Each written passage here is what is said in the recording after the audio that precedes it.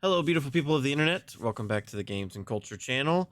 With a review, as mentioned, as Nick mentioned before we started recording, the earliest review we put out.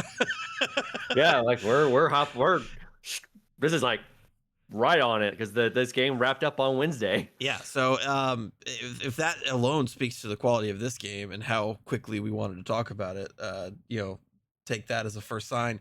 But we're here to talk about Dispatch today.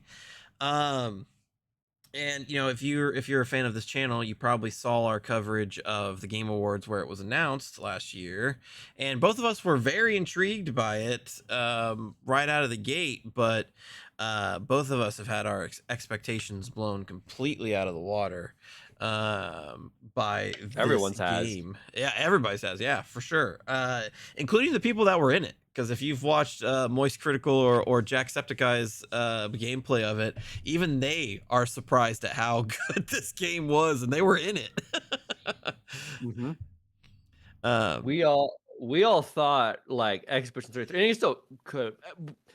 We thought Expedition 33 would be like standalone as the best narrative this year, and it still could win. But like this match is like rivaling it hard. yeah, for sure, for sure. Um, and I mean, if you're going up against Expedition 33 in any category, I think you're feeling pretty good. Dispatch is going to be going against Expedition 33 in multiple categories, I feel. So we talk about the titans of the indie industry, Silk Song and Hades duking it out. Uh, Expedition 33 and Dispatch, two very unlikely titans. Here's the funny thing: they have a similar story. They both came from former Ubisoft devs. Yes, yes. This game is Mhm. made by Ad Hoc Studios in collaboration with Critical Role. Um, and Ad Hoc is formed of ex Telltale developers that when Telltale shuttered, they moved on to Ubisoft and then left Ubisoft to form Ad Hoc and put together Dispatch. Um, and reviving the Telltale genre of video games. Honestly, I think in one fell swoop. Very cool of Critical Role to kind of take on the publisher role for this. Not really, but kind of. Yeah, Um, there was a story because originally this game was supposed to Dispatch when it first was thought of was a live action narrative choice thing, like kind of like Black Mirror Bandersnatch was for Netflix. yeah, Um, but in 2020, they were about to start filming in March, and that's when the pandemic started. So that shut everything down. yep. So they went on to help Telltale with The Wolf Among Us 2, and that game still is not out, and Ad Hoc has no idea what's going on with that game. They kind of moved on because Telltale was just the new Telltale was just not being a good partner from what it seems like. Yeah. Um, so they decided, okay, why don't we just pick up our original idea with this patch, and they decided to turn it into a game instead. And I think obviously at the end of the day, this was for the better. Mhm. Um, because I mean they I've read articles from Jason Schreier. He said that there was a moment there that they thought this game wasn't going to see the light of day, that the CEOs and founders stopped taking pay because they were running out of money, and then Critical Role came in to basically give them the money they need to finish in exchange for their next game will be set in the Critical Role D&D world, Exadia. Which super cool. Honestly, I think that this really is kind of a marriage made in heaven for this style of game in general, because I think Critical Role, the people behind it, Matt Mercer and Mercer Ray and the whole team there at Critical Role has made it very poignant that they are going to just put out the best products that they can, whether it's their merch, whether it's their campaigns and the quality of those. And now with this kind of weird publishing arm but not publishing arm with Ad Hoc. So I I've said this in conversations with you, Nick. I've not watched any Critical Role stuff because their episodes are so damn long. It's very daunting to try to get into. But like, Matt Mercer is one of my favorite voice actors. I've met Marisha Ray and she was delightful.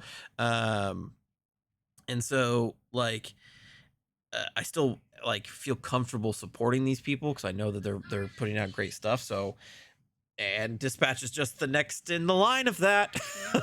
Mhm. The fact that, I um, mean, Critical Role's always made a voice actor, so these games are voice acting heavy, but they have now easy access to that talent that are willing to yeah, help. And especially how well this game has done. It sold 1 million copies in 10 days. For a game of this type, that's insane. And it had the day. I think one of the successes this game did is the old Telltale, when an episode released, it would be months, an hmm unknown amount of months before the next episode released. And I think that really hurt them. yeah, They played it smart and went, we're releasing at a known cadence. It's gonna be so this has 8 episodes compared to the normal Telltale 5, but it was released on 2 episodes a week batches. yes, So it became a water cooler thing. People were waiting for the next episode, but since we knew it was a week, the hype didn't die, and it just kept building and building. And by the end of the this previous Wednesday, when the game final 2 episodes released, it had a concurrent player count on Steam of 220,000, which again for a game of this nature is insane. yeah. At time of recording, there's nearly 51,000 people playing right now, and it just actually that is the current 24-hour peak. So people still, on the weekend getting finishing up the series, or maybe even starting the series, Well, we're playing it. or Thought we were replaying it, playing it. or Thought we were replaying it. playing it. And yeah, I absolutely agree. I this is actually pretty much my first Telltale experience, for the most part, because I did not like the episodic structure previously.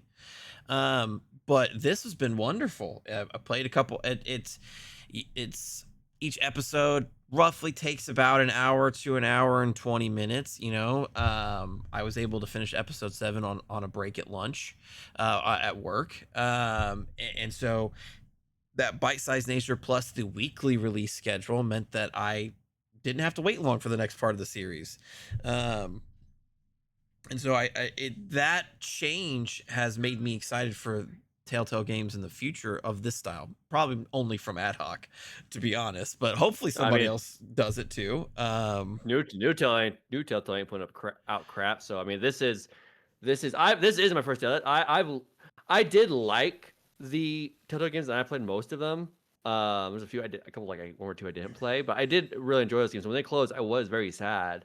But I also kind of understood they were going way too much with how much they were putting out, to the point where you kind of notice the quality dip. And the fact that the episodic nature was, again, an unknown amount of months between episodes really didn't help their case. Because a lot of people had the thought process of, well, I'll just play it when the whole thing's complete, and by that time the hype was already Yeah. dispersed.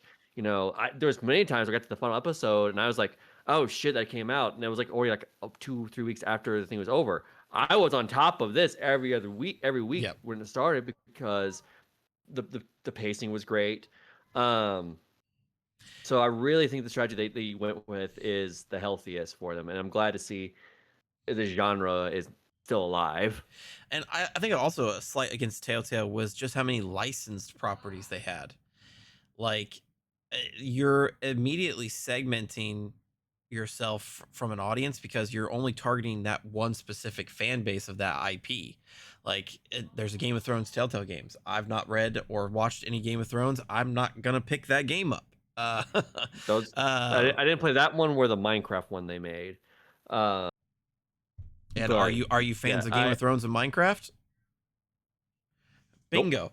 So that kind of goes to the strength of Dispatch. It's its own original IP, but it's based on something that is kind of universally loved. Everybody loves superheroes. It's easy to understand.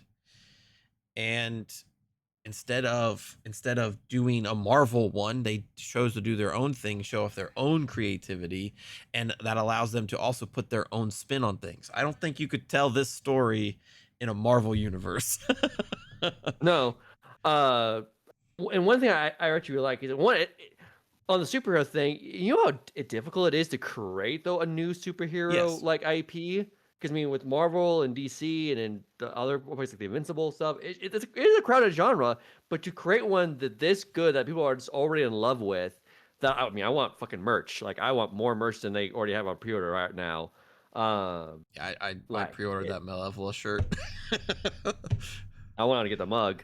I want a polo with the SDN, like the one Robert wears. Yeah, I would love to have a button up with the SDN logo. That's Uh, my no, I like that's my wish list item right there. mhm. Uh, One thing I was talking to another friend about that I also really love about the universe they built here is with the popularity we mentioned Invincible and other things like The Boys. It would have been really easy to turn this into a very cynical superhero story because like Yes. one of the characters, Blonde Blazer, uh, in the weeks between episodes, a lot of people were thinking she was gonna be a twist villain. It's like spoiler. It's a spoiler that is no spoiler. She's not. She's not. Yeah. Um, but in this era of superhero storytelling, it would be easy to be cynical and make that a case, and they don't do it compared to things like the Invincible and the Boys. Well, granted, those things are built to be cynical from the outset. They are still cynical Superman stories. And then there was the DCEU, which I mean, I love DC comics, but they turned that in the DC universe, which isn't really supposed to be cynical except for Batman, turned the whole thing cynical. Um, so the fact that like I'm wearing the new Superman T-shirt, the new DCU and this are superhero stories that are complete opposite. They're not cynical at all, Mhm. and it was super refreshing to like have that. Whereas like we don't, especially the way the world is right now, we don't need more cynicism. We need some hope. Yeah. Uh, and kind of following with this year's Superman, Dispatch does the same thing where it's a story about redemption.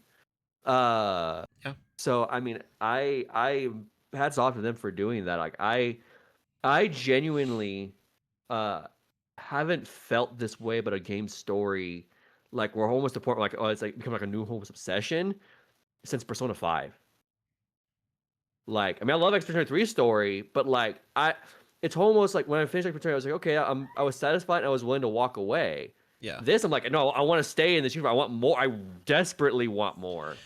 I think you are correct in comparing it to the times. I think it's weirdly easier to write a story that is down and cynical versus a story that is hopeful. If you're a fan of this channel, every year there's a game that I pick out that's just like unadulterated fun and joyful. And Here it is. and I think the reason why I spotlight those games so much is because I think in gaming's effort to become respected and to show that it's a valuable art form, we have taken the route of let's show these deeply hard emotional stories that kind of leave you hanging, versus Dispatch and several other games across the years that have taken this.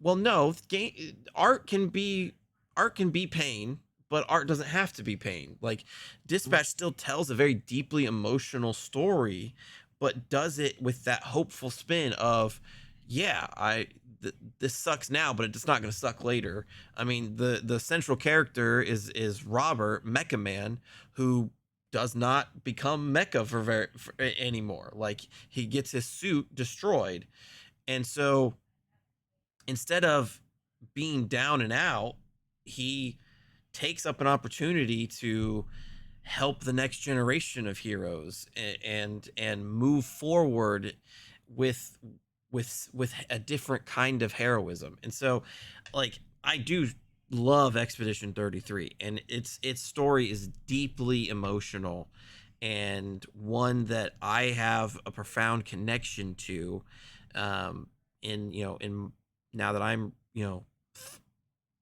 in my 30s. It's my legacy is important. What am I leaving behind for my family and for my friends? So Expedition 33 hit very close to me, but that's also the reason why Dispatch hit home with me. Is it's about leaving a different legacy. It's about how people remember you. If Robert was down and out, that's how he would be remembered, but that's not how he's going to be remembered now. So I 100% agree. I do think that it's hard. It's harder to create a hopeful story nowadays, which is so weird to me. But Ad Hoc knocks it out of the park, with a level of grace and reverence and self-aware. I think that it knows that it's a comic book story, and so it does play with that a little bit, but not too much where it like rips you out of the immersion of being in the world. It's a very grounded superhero story, which It's a workplace comedy. Literally, it's yeah. The Office but superheroes, but it works. Well, before we glaze any more about the story or anything, we'll do that in the full spoiler section. Let's talk about some of the other elements for people that maybe haven't gotten their hands on Dispatch yet. Um, like we said, it's a narrative-driven adventure game, as I think is how they used to put it.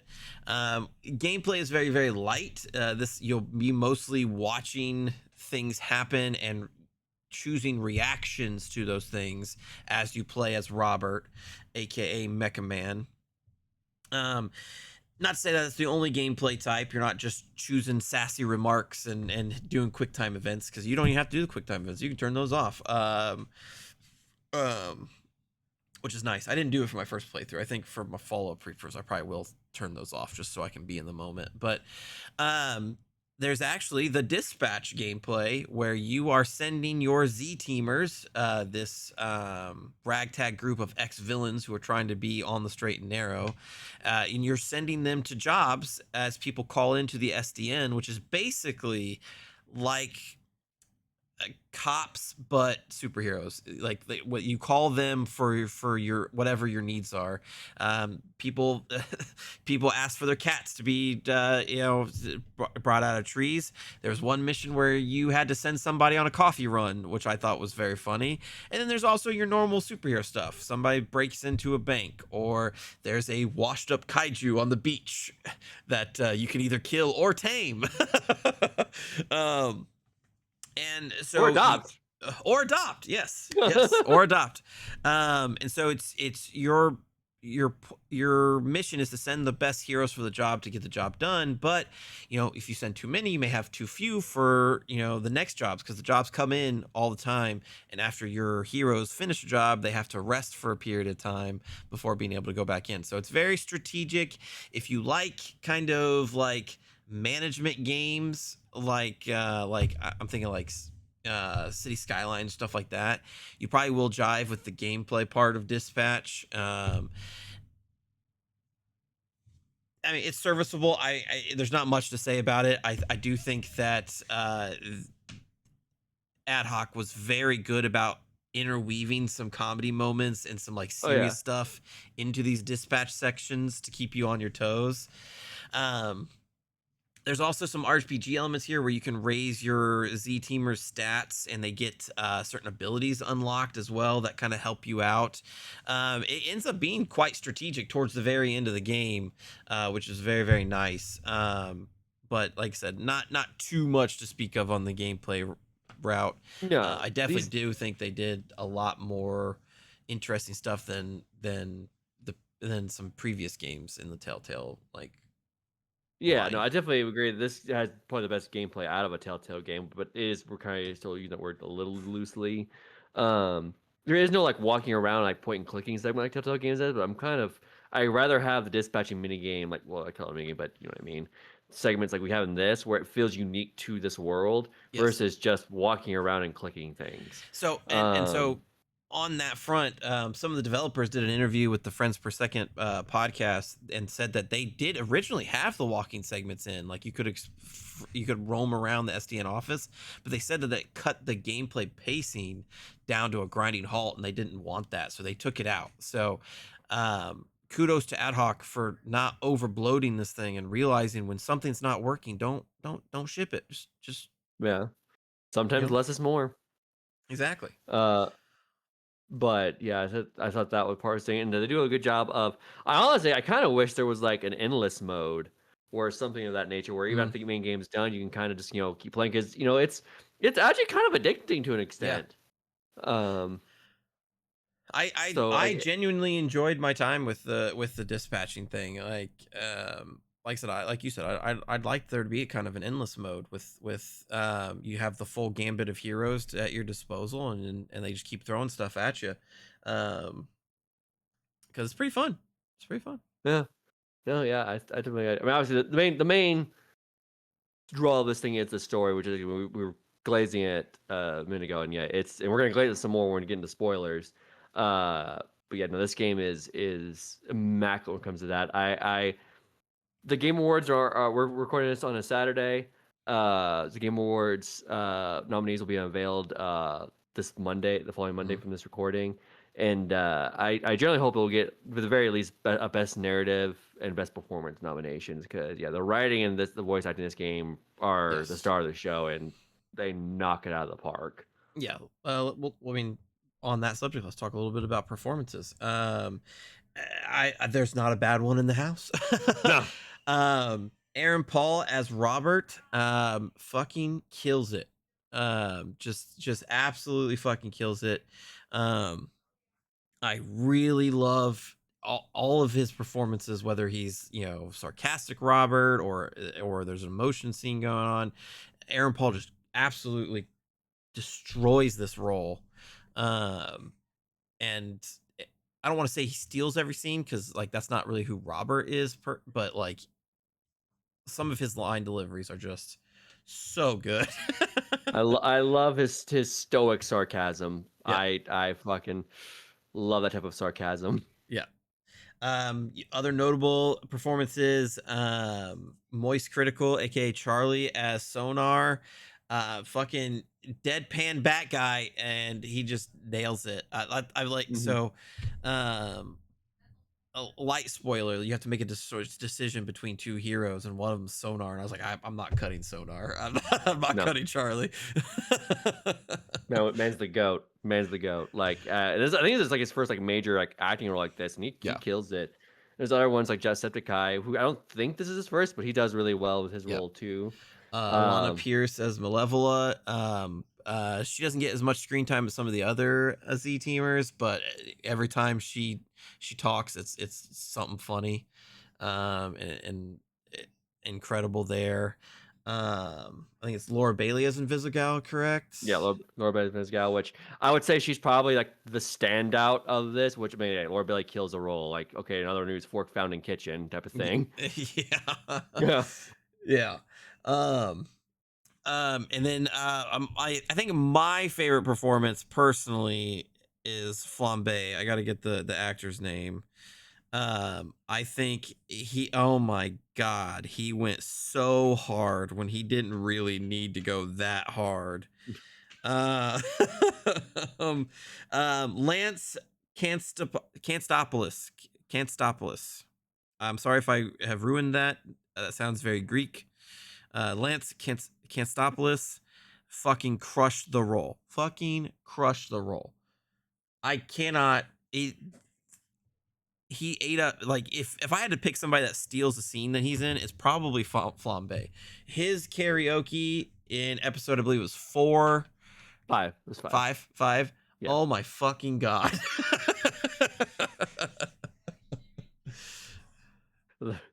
There's one line I remember where actually we'll wait till spoilers to get that line because it's come up again, so I don't want to spoil things Yeah. just yet. But there's a line I was just his delivery, I was just fucking dying. Yeah. There's so many times I had to pause the game. Well, pause the game for like the choices were intense. I'm like, oh crap, I need to pause to think this through.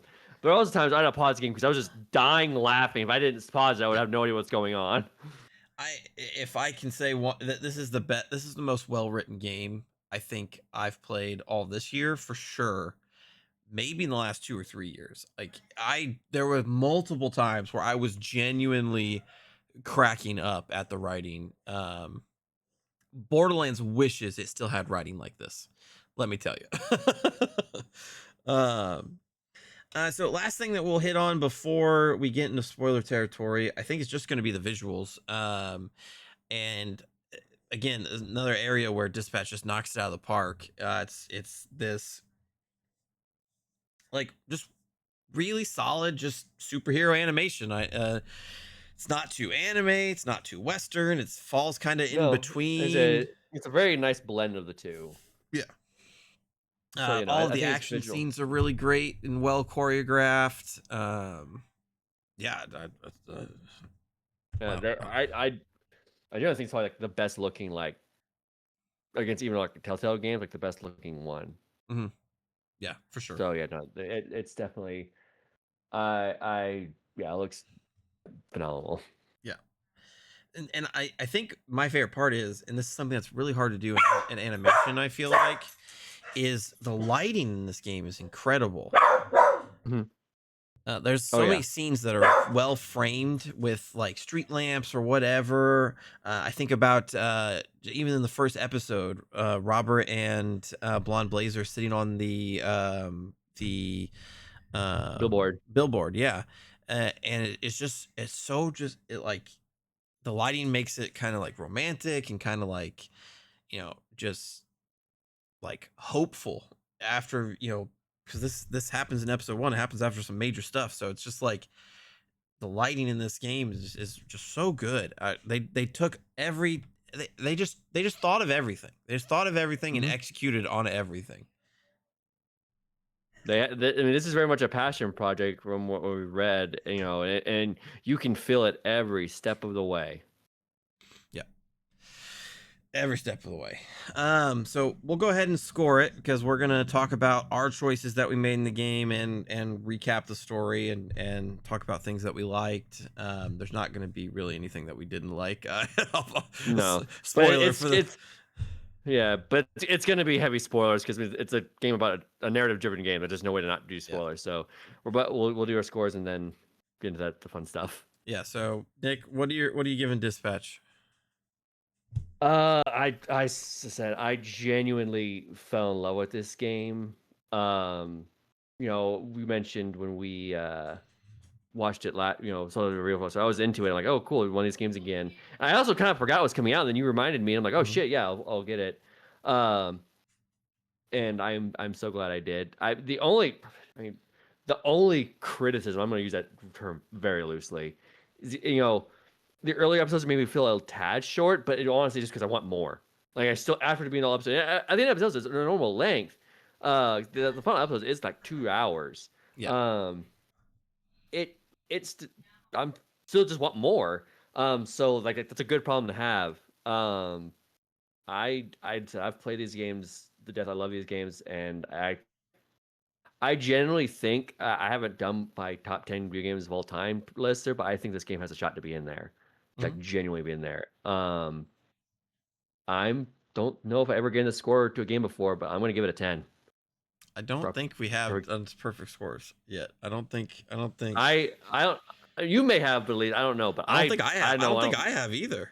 I don't think I have either. Well, If well, somebody feel I'm free to fact check me in the comments, but I don't think I've given a perfect score yet, either. But I'm no. also I'm gonna. giving it a 10. Um, So our first double 10. first perfect score. I absolutely love this game. I really have just been my socks have just been blown off by this game, to the point where like I kind of want to check out some of the other Telltale games, just to see maybe how the quality has shifted, but also to see some of the stories that are told there.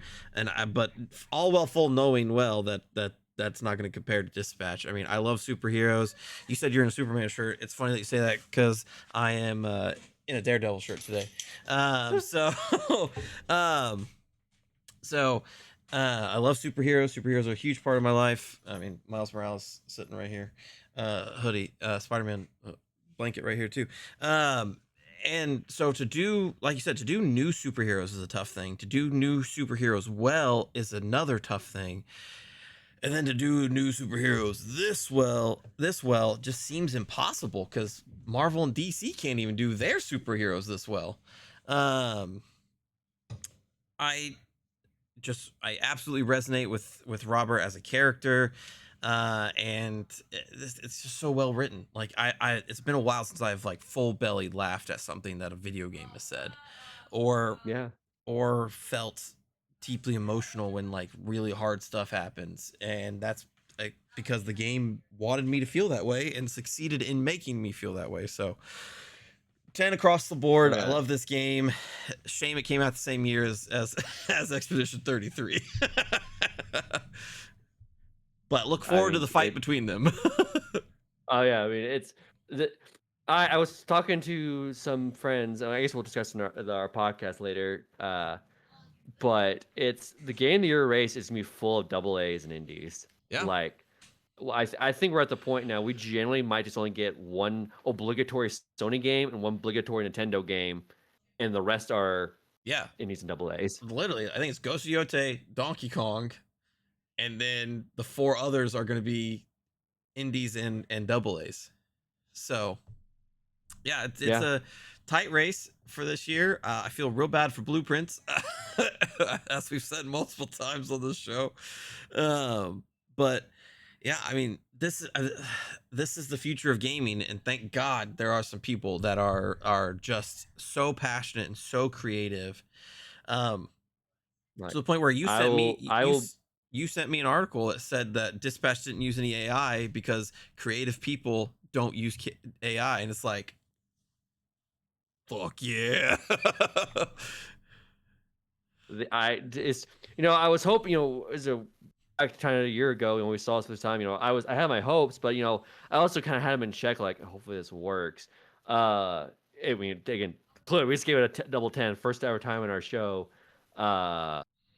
So they clearly did it.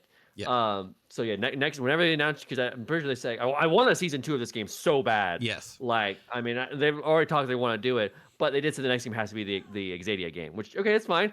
I've never seen anything about the Critical Role D&D stuff. I know that Yep. it's funny. I've seen like clips here and there, but I've never like watched and sat down the whole thing. But I'm in. Like, I don't care. Like, as soon as you say the game's coming, here's my money. I'll buy the most expensive edition. Like I trust in you guys 100%. For sure. And luckily, everybody, even the cast of this game, love this game so much that they're already ready to do a season 2. Aaron Paul said in a interview slash podcast slash talking to Moist Critical that he's ready to do season 2. Like, he wants to do season 2. So we're gonna get a season 2 of Dispatch. Sorry. It's just what's gonna happen. We gotta do Critical Role things first, but then season 2 of Dispatch. So Well, so this is your spoiler warning. If you don't want to be spoiled on Dispatch, which I recommend not being spoiled, I recommend just going to buy it. It's $30. All the episodes are 40. available right now, so you can binge it all. It's gonna take you about 10 hours, and you're gonna love every second of it. So, go buy that. It's 40 if you want to get the deluxe, and the deluxe does have some extra cool content like the comics that will give some other context of things. So if you want to support them extra, which I do recommend, Yeah. deluxe. Yeah, we're gonna talk about our choices. So we're gonna spoil some of those. We're gonna talk about the story as a whole from every episode. So go buy the game. It's available on PC and on PlayStation. If you have a Switch or a Xbox, I'm sorry, it's probably only a matter of time before it comes to Switch, honestly. But I think Xbox, you gotta look. But yeah, go buy it. Come back to this section and compare your choices with ours. And spoilers are happening now. So yeah, we'll go through episode by episode, kind of talk about the story and then talk about the choices. So episode 1 opens with Robert in full Mecha Man armor, taking out some like a gang of bad guys, led by the mysterious Shroud. Not the CS Pro, but a villain. Shroud is voiced by Matt Mercer, who does a great job in the role. But we'll talk more about Shroud later. He gets jumped by a gang of villains that overpower him. There was this acid man named Toxic, who just runs around with his full dick out. Just his full dick out. Full dick out. That was a choice. It was a choice. It was a choice. And a couple other ones. Unfortunately, Mecha Man gets overpowered. He does escape, but there is a bomb on his suit that explodes and destroys the suit. The reason why Shroud is after Mecha Man is the Mecha Man armor suit is powered up by this mysterious power source called the Astral Pulse. And that's what Shroud wants. So Mecha Man's suit explodes. The Astral Pulse is thought to be destroyed. And Mecha Man survives to lick his wounds and goes home. He then comes across some people looting a store, and Ever the hero. That's like one of the first major choices, is you get to decide whether or not to stop them or to walk away. I stopped him. Obviously, I'm sure I you stopped him. did. Yeah. And since it's like 5 against 1 and Mecha Man doesn't have powers, Mecha Man loses the fight essentially, and is saved by the hero Blonde Blazer, um, who is this amalgamation, I would say, of like Supergirl and Wonder Woman. She flies, she has a cape, you know. She's played by Aaron Yvette, who does a great job in the role. Honestly, I didn't get to see Blonde Blazer that much for choices that we'll discuss here in a little bit, but you saw a lot of Blonde Blazer in your playthrough, correct? Yes. Yeah. So what do you think of her performance? Oh, I mean, I thought she was fantastic. There was a lot of so we'll get to it when we as we cross through because yeah, so you experienced different things than I did. Yeah. But there's definitely parts of her character I definitely related to a lot. Um, but yeah, no, I definitely think she killed it. Originally, I read that Laura Bailey was supposed to voice Blonde Blazer, but during production they switched Laura Bailey to Invisigal, which I think was the right call because if you've seen Yes. Laura Bailey in Critical Role, she has the mind of a 14-year-old boy, and Invisigal lets her get away with that, where Blonde Yeah. Blazer just the character wouldn't fit that. Yeah. And so Blonde Blazer kind of gives herself off as this like goody goody two shoes, but she invites Mhm. you out to a bar, and she gets a little wasted. So like there's right out of the gate. I think this is a really good illustration of like these heroes are humans as well. I think is really really Yeah, good. So yeah, so she gets drunk with you at the bar. Um, she's drinking whole ass like this like normal like cup size version of straight like alcohol. yeah, It's her power is her like, metabolism hyperactive, so she has to drink a lot yeah, to feel anything. yeah. So she gets up to use the bathroom, and then Mecha Man gets accosted by this group of villains. And that's where we have our first like measured choice of the game. First couple measured choice of the games. Um, Dispatch does this really cool thing of comparing your choices with other people, so you can kind of see what other people chose. And so there's a choice that you can call out Flambe, who is this fire-based villain, because he's wearing these sunglasses at nighttime. So you can call him Sunglasses at Night Guy or a couple other things. I called him Sunglasses at Night Guy because I did. I did too. I said us and 39% of players call yeah, him sunglasses at night guy. yeah. So that gets that gets you into trouble, and so he starts to like accost you, and so you can either throw alcohol in his face, which he's a fire guy, or you can choose to throw water in his face and put him out. I chose to throw water at him. Okay, I did too. So us and four is Uh, I'm looking at we're looking at the numbers right here too. yeah, Us and 49% of players threw water at him. And I think I have seen the alcohol clip, and it's funny. I do think the water is funnier because you would think the alcohol, would be a bit more damaging because it's just water. What is water going yeah, to do?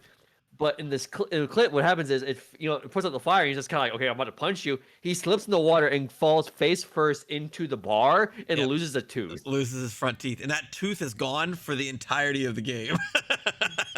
What's also I saw a thing. Someone did like a contraction.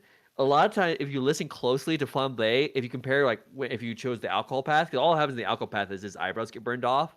If you listen to how the two are compared, there's a slight whistle Fuck yeah. on if he loses the tooth. They thought of everything.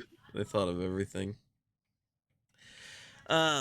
Yeah, and so you get kicked out of the bar. Blonde Blazer tracks you out of the bar and takes you to this billboard.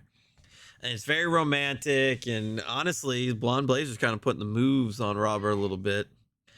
Yeah, she was flirting a little bit. Yeah. Like And she there was some leans. things I'm like, there's some things I'm like, a lot of people are like, can read too much into things. Like they're just being nice. Like, no, like, girl, you took his mask over caressing his face. Like, that's flirting a little bit. Yeah. Come So on. she leans in, and you have the option to kiss her or not kiss her. I did not kiss her because I was like, I don't even know you. Oh, we're in agreement. I kind of thought you would have. So yeah, Nah. us and 46 players did not do it. Yeah. At least not yet. We're I was like, Uh, That's fair. I get you. yeah. We're really in sync for the major choices then on this I thing. feel like that's gonna change though. And Well, it so is. she then reveals why she's kind of schmoozing you up. She wants you to come work at SDN as a dispatcher, to help send heroes out and continue to help people. And as a kind of thank you for doing that, they will help you. They are going to help Robert repair the Mecha Man suit. So Robert agrees to do it, and that takes us into episode 2. There's a couple of choices. Yeah, We didn't go over there. Did you some of the minor ones? Did you pull the goon back up at the beginning of the game, or did you fall? I pulled the goon up. Yeah, Okay, so we agreed on some 55%. And then there was the press conference. yeah. What'd you do? You I can you answered. can I answered the reporter. I just answered the questions and left. Okay. I cut it short. I just when because the reporter in that scene is being a douche. Yeah, Because he asks this really very like offensive question about like saying McMahon disappointed his father who passed away. As soon as he said, I'm just like I'm not even giving the dignity of a response to that. So I was 29% of players. I don't know what your number was at. mine was 50% of players. So half. Okay. And then did you ace the tutorial? Because in the first Yes, episode you I get did. Okay. Yes. So did I. I don't know how you. I don't know how you not ace the tutorial. I don't know, but it's us and 53% of players ace. That means 47% did not. I wonder if they just So, like thought it like they thought they didn't have to interact with it or something. I have no idea. That's strange. So yeah, we'll move on to episode 2, and it's the start of Robert's SDN career. He reunites with a old friend of his named Chase. And Chase has a very interesting story. He was a superhero, whose powers are basically like the Flash's, like he can move at super speed. But whenever he would use those powers, it super aged him. So even though he appears to be an old man, he is actually probably like somewhere in the ballpark of like 8 to 10 years older than Robert, based on the flashback cutscenes. So he's not actually that much older than Robert, who appears to be in like his 30s. But Chase appears to be in like his 70s because of the powers aging him. So he's not able to use his powers anymore. So works as a dispatcher at SDN. We also meet Royd. Royd is this big, giant, buff Hawaiian guy. I love Royd. I love So Royd. cool. Royd's great. Heart of Gold. He apparently he was an ex-villain too. I think I remember him saying that he was an ex-villain too, and brought into SDN. Despite his appearance, he is a super genius tech guy, and he's the one that is heading up the revival of Robert's Mecha Man suit. And his name's Royd, and I thought it was based off of like steroids, but no, he names himself Royd as in like you just got Royd, brother. And it's one of the funniest exchanges in the early part of the game because Robert is just dumbfounded. Well, they meet. And this is the first like big choice of the episode. Is they meet when Robert's using a urinal, and Yeah, he's pissing. Royd decides to grab the urinal next to him, which is not okay. Which is not okay. That is against the rules. Every man knows that. I hate using urinals, so I never always just use a stall, so I avoid that problem entirely. Well, but he starts talking to him on top of that.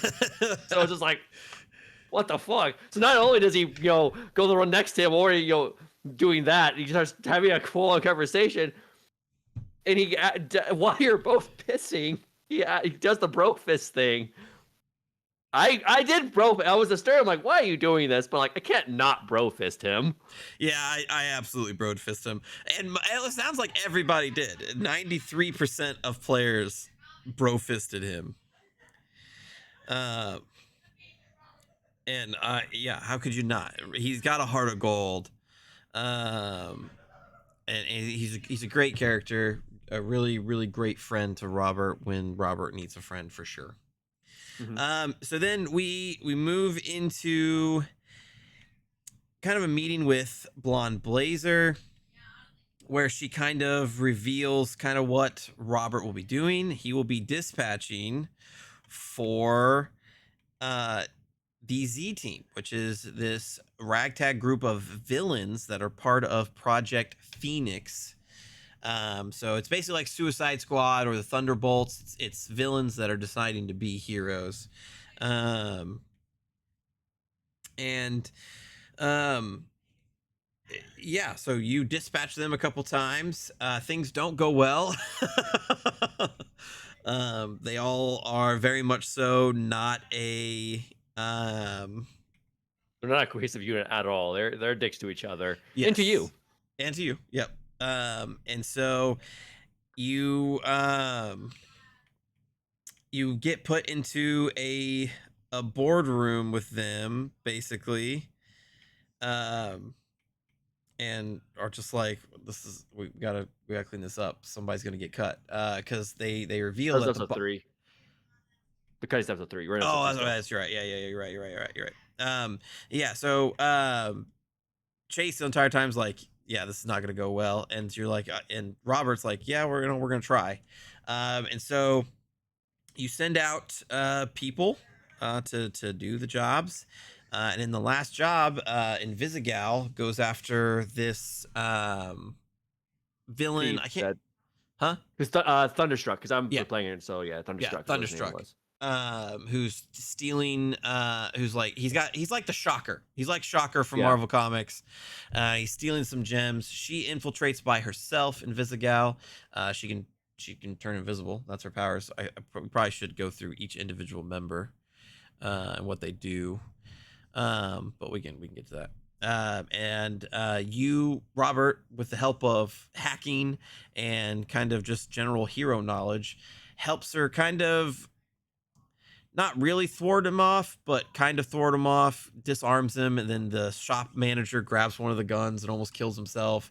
Invisigal stops him, but Thunderstruck gets away. And so Invisigal's not very happy with that. But it is what it is. Yeah, no, she's so after, because the choice comes out, you can tell her to take out the thief or the old shopkeeper who has the gun, and it is one of those illusion of choice moments, because no matter what you do, she'll disobey you, but it'll still go wrong.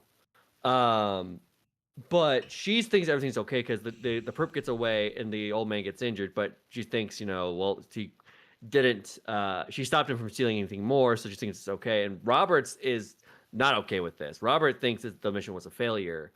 And so there's a scene after that Robert and is in the break room, and Visigal comes and talks to him to kind of celebrate the mission going well, and he's not having. He is, kind of obviously being a dick to her, but kind of talking, give her a piece of his mind. It doesn't go well, and she punches him in the face for doing this. So this causes to have a meeting with Chase and Blonde Blazer, kind of see how the first day was going. You do have a small choice. It doesn't really have much of an effect, but to kind of either do you rat Visigal out to Blonde Blazer, or do you cover for her? Yeah, I covered So for her. I ratted her out. Mm. So I was just Yeah, like, if we're gonna get 76% of people covered for her. So I'm 24% did not. I was thinking like, I mean, obviously didn't know that moment where the story was going, but I'm just like, we can't be doing this. Like, I get her into shape. Which one of the lines I think we were talking about earlier. The story's more it's not cynical, it's hopeful. We talk about Robert, not being super cynical. He's in a line while he's talking, because they're asking, like, tell him, like, this is, we're not expecting a miracle, and he's like, I like a light joke like anyone, light in the mood like anyone else does, but when it comes to my job, I'm taking this seriously. I'm not gonna just half-ass this. This is, I mean, and I think that's also because he's in a world of superpowers, he doesn't have any. His superpower was just the mech suit, but he almost a little bit reminds me of Deku from My Hero, where All Might tells me, like, a real hero, their feet moves before their mind knows what they're doing. yeah, That's a lot like Robert, where he has this compulsiveness to want to help people. yeah.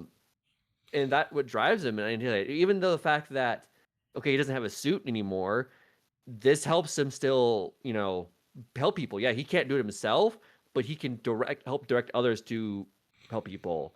So Yep. he'll go where he does the most help, and I fucking love that about him and his character in this. Yeah, for sure, for sure. The episode ends with Blonde Blazer and showing like walking out with Robert, and you kind of get a choice of like asking Blonde Blazer if she wants to go grab dinner or something, which I did. Apparently, me and 26% of players attempted to ask Blazer out. Me and 74% did not. Yeah, that's wild. I was thinking, my logic was at the time like, for jobs are starting, let's not start an HR violation right off the bat. Come on, like let's slow us down a little bit. But there's a reason why, no matter what, she turns you down. And there's a reason. The Superman of this world, Phenomena Man, comes flying in and is revealed to be dating Blonde Blazer, and they have a dinner to go to in Japan, getting some sushi. And Phenomena Man is not of this world. He's straight up an alien and does not understand social norms at all. Phenomena Man asks if Robert wants to join, and Blonde Blazer's behind going, and so I said no to the dinner. I just said no as well. I lied and said I didn't see my dog, which I mean, like the dog's super cute, so I'm like, that's not really a lie. Exactly. And so Phenomenon whisks Blonde Blazer away, and that's the end of the episode. There's like one more thing I'll ask you. There's in the scene where Visigal's in the donut shop and she asks you what donut do you prefer. What did you choose? I chose plain glazed donuts of the choices, because of the choices, those are my favorite. So I chose the Long John because I do like Long Johns, but also when that moment came, I'm like, this is gonna be a fucking dick joke, isn't it? I know it's gonna be a dick joke. And I hit the button, and as soon as like he's like the long cream filled ones, and Visigal just like, oh, it's like a dick donut. And I'm like, I fucking knew it. I knew I was walking into it, and I just, god damn it. Yeah, man. I don't just regular glazed ones, man. And when you choose that option, she just makes fun of you for being boring. There are times in this game I don't think Laura Bailey was like reading off a script. I think there's like, okay, this is like the section. Do what you want to do. You're probably right. Yeah. I mean, she is as veteran comes for voice acting. So I 100% think you're right. So let's jump into episode 3. Episode 3 begins with the news that Robert will have to cut somebody from the Z team. There's this leaderboard, and the last place spot has to go, and in this case, it is Invisigal.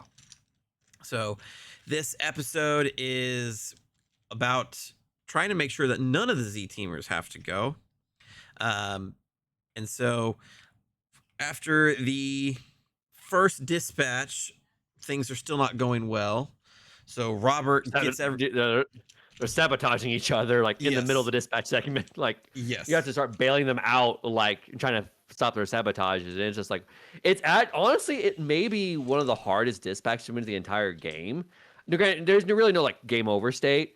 Like the last dispatch is obviously probably the most difficult, but this one's good because like he says they're sabotaging each other, your plans are kind of being disrupted. Yes, it's hard to sim what the game is trying to do. Yeah, you'll send somebody out and they will just not go, or characters will insert themselves into the job that maybe you didn't want as part of the job. So yeah, it's pretty hard. So yeah, you gather everybody in the break room as kind of like a midday pep talk thing, and that's when Robert reveals like, hey, one of you are getting cut, put your game faces on. He then does this speech about what a phoenix is, and that's when one of the choices take place. Well, first of all, let me back up. When Golem gets there, Golem's this big giant golem, he's like Clayface, and he knocks into Robert a couple times in this episode. So in this particular instance, you can choose to hit him back, and so you can either just let him go and just let him walk past, or you can hit him with a chair. I hit him with a chair. Yeah, yeah, no. I thought it was so funny because the options are kick him out, give him the chair, and I'm like, we just give him the chair. Like, first I kind of thought it was something like, oh, trying to be the better person, but no, he's like, no, screw you, and throws a chair into him, but it just sticks in him. Yeah, and so he walks past you, and then you tell him to have a seat. He pushes the chair out, and then he sits down. Yeah, but yeah, during Robert's speech, you get a choice of like saying what they are, in like relation to describing a phoenix. And me and 23% of players said you're all burnt shit. What was the reaction to that? Because I showed me and 63% of players did all of you are phoenixes. It felt right for the moment, but like, what do they say when you're all Yeah, so burnt when you call them burnt shit, they're kind of like shocked, and then Robert goes on to explain like you're burnt shit, but now you have the opportunity to rise from being shit. I was trying to so talk down to their great. level. And so yeah, you do the next dispatch, and things go considerably better. The dispatch ends with another fight between Invisigal and Lightning Struck is his name. Lightning Struck. And this time around, Invisigal works really well with Robert, and they take out Lightning Struck with the help of Robert moving from cameras and Invisigal's invisibility, with some light shenanigans to help blind Lightning Struck. Yeah. Before that, before Oh, before that happens, because that moment where she's fighting lightning struck in the jewelry store, this happens every your second shift, and she goes to like this park and basically like she screams like, I know I'm being cut, so just like, I'm just not even coming back. Why bother? And you have to give her a pep talk. What was the dialogue you went with? Because I have me and 33% of players said fuck the stars. I also said fuck the stars. Yeah, I still like that sounds too funny because she's like, this, my abilities make me a villain. My fate's written in the stars. And he's just like, the stars. Yep. So yeah. So you help out Invisigal take out Lightning Struck, which apparently you cannot do. Well, yeah, because I'm looking now. It says you and 99% of players help Invisigal Lightning Struck. That tells me because there's no choice to, like, not help her. I think it's you fail to hack mini games is the one how you get 1%, which is like how do you? They're not that difficult, but No, they're not. I guess you can, but it wasn't really an issue for me. So No, yeah, it wasn't for me either. And so that stopping Lightning Struck bumps Invisigal up a few notches on the leaderboards, and now two other Z-teamers are at the bottom. Sonar, played by Moist Critical, who is this bat creature that can transform into this like bigger feral bat type thing.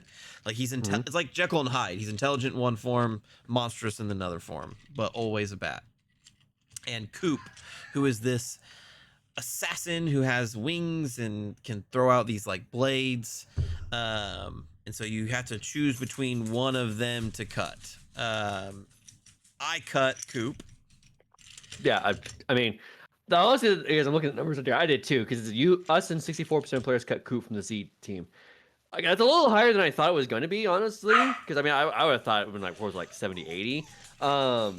But I mean, I can understand because maybe people don't know who Moist Critical is.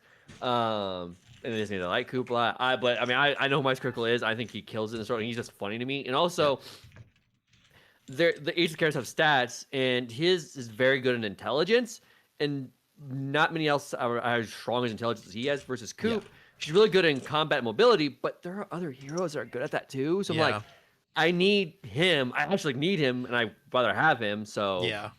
That was my exact thought too. Because like in episode 2, Coop was my most sent hero. Like she's actually very, very good, but Sonar just has better intelligence, which is like the hardest stat to have, honestly. And so, and also, I think thematically and character like writing, I think it sits more. Like even before the cut, Sonar does seem like, I mean, he's supposed to like some Harvard grad, and his crimes are like tax evasion and really just like more like wanting drugs and stuff. So nothing really super violent, and he seems like he genuinely wants to reform. Whereas Coop, her villainy was like assassinations and stuff like that, and she even says things like while she's still on the Z team, going like, I'll still go for the previous and more.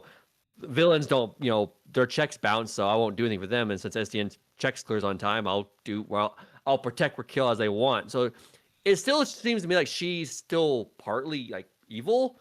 Whereas Sonar, like he doesn't seem like he wants to reform. So like the choice to me was honest. This is like one of the major choices of the game, and it's honest to me was one of the easiest. Yeah, for sure. I'm 100% in agreement with that. So in our playthrough, Coop gets real fucking mad, throws down one of her knives to Robert, and says that she'll remember this. And by God, she does. Robert takes the knife, puts it in his pen cup, and moves on. I did So also like the ending for this episode because Chase season put the thing in talk a little about cutting Coop. And I think the moment where we in this moment is really the first one where that really endears Invisigal. Is it to me? Where really endears her to me? Probably to everybody. yes, Is the you think Invisigal's on the bottom of the board before you cut Sonar Coop, and then Bob and Blazer pulls you into Ravis, and Robert says, like, why is this dude like Invisigal should be the bottom? It's like, well, no, the board only updates every hour, but internally, like, she already moved up.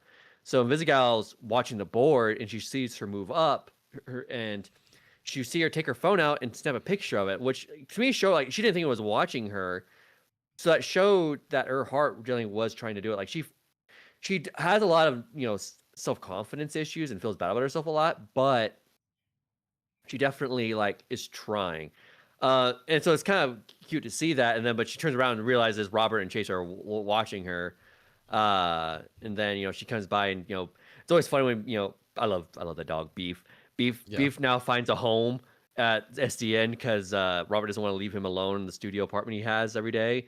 And you think, why you couldn't bring your dog to work, but no one's questioning. No one's like, sure, the dog's here, cool. yeah, So she's like, she comes in and starts petting him, and it's like, she definitely is like, a bit of a troubled person, but she's softening up a lot. yeah. She's genuinely trying. Mm-hmm. Well, so episode 4 opens with another big choice. Blonde Blazer talks to Robert and lets him know that now that there's a vacancy on the team, we got to fill it. So your choices are either Waterboy, who is this very dorky, awkward janitor whose ability is that he like pukes up water, basically, or Phenomenon. And you're thinking right now, Phenomenon, he's like Superman. That'd be a great choice. Well, Blonde Blazer dumped him, so now he's super fucking depressed. Yeah, at the beginning of last episode 3, she talks to you and she tells you that they broke up. And the reason why she didn't want you to go with them when Fauna invites you to sushi is because she was planning to break up with him at that dinner. So he goes into a spiraling depression. Yeah. We see him like he's literally walking on a freeway blocking traffic because he's so depressed. Yeah. Yeah. So this is where our choices kind of diverge. I chose Waterboy to be on my team. I thought he was a great character. I thought he was funny, and I thought he deserved a shot to be a hero, especially because all the rest of the Z teamers like really, really pick on him. And so I was like, this will be really great when he proves them wrong. But you chose Phenomenon. Mm-hmm. So you were 53% of players because I can see I'm 47%. So yep. Yeah, I just thought he was funny. Like Waterboy was an interesting character, but I liked the trope they were going with Phenomenon is that he was just anyone who just doesn't understand social cues of humans. And I thought it'd be kind of interesting to have the hero that's like the super strong hero on a team that really isn't like is like Waterboy is also was a former villain too. Phenomenon's not. Phenomenon's just always been a hero. But I just thought that the dynamic would be fun. I couldn't pass it up. Yeah. So I went with it. Yeah, I'm thankful I chose Waterboy though, because intelligence is also his strongest stat, and so after a lot of training and stuff, he gets to heal his allies that are on a mission with him, and he ended up being like pretty fucking helpful. So, yeah, Phenomenon's abilities were pretty good, interesting too. He has the shortest rest time in the game at 2 seconds. So literally he comes back and he's ready to go out again. But there's a catch. If any call fails, he becomes depressed. And his rest time goes to 45 seconds. It's fucking crazy. But yeah, I worked with it, and like he's super strong, and like he has almost like actually if I remember, he has no you can't level him up. He's at basically max stats already when you take him. Oh, I didn't know that. Yeah, but his combat and vigor and mobility, his combat and vigor are like basically near max, and his mobility is a little under the other two. His charisma and his intelligence are low, but his other things are sky. So if I needed someone like I because he was so good in those categories, I kind of started investing more intelligence and charisma to other people's. That way they could cover for him. Yeah. Because I knew if I could send him on something like any combat or vigor, he was going to succeed at it. Yeah. Waterboy though, he levels up I think pretty quick, and so you can really give him a lot of great stuff. And like I said, his ability to heal stuff was awesome. Because if you fail missions sometimes, or sometimes stuff just happens, your heroes will get injured and it cuts their stats in half. So healing them back up was really, really important. So yeah, so this episode was a little bit light. You send two, like, no major stuff like villainy and stuff. You do 2 dispatches. In between the dispatch though, you and Blonde Blazer have a moment where you walk in on her putting on a fancy dress for this like gala dinner thingy.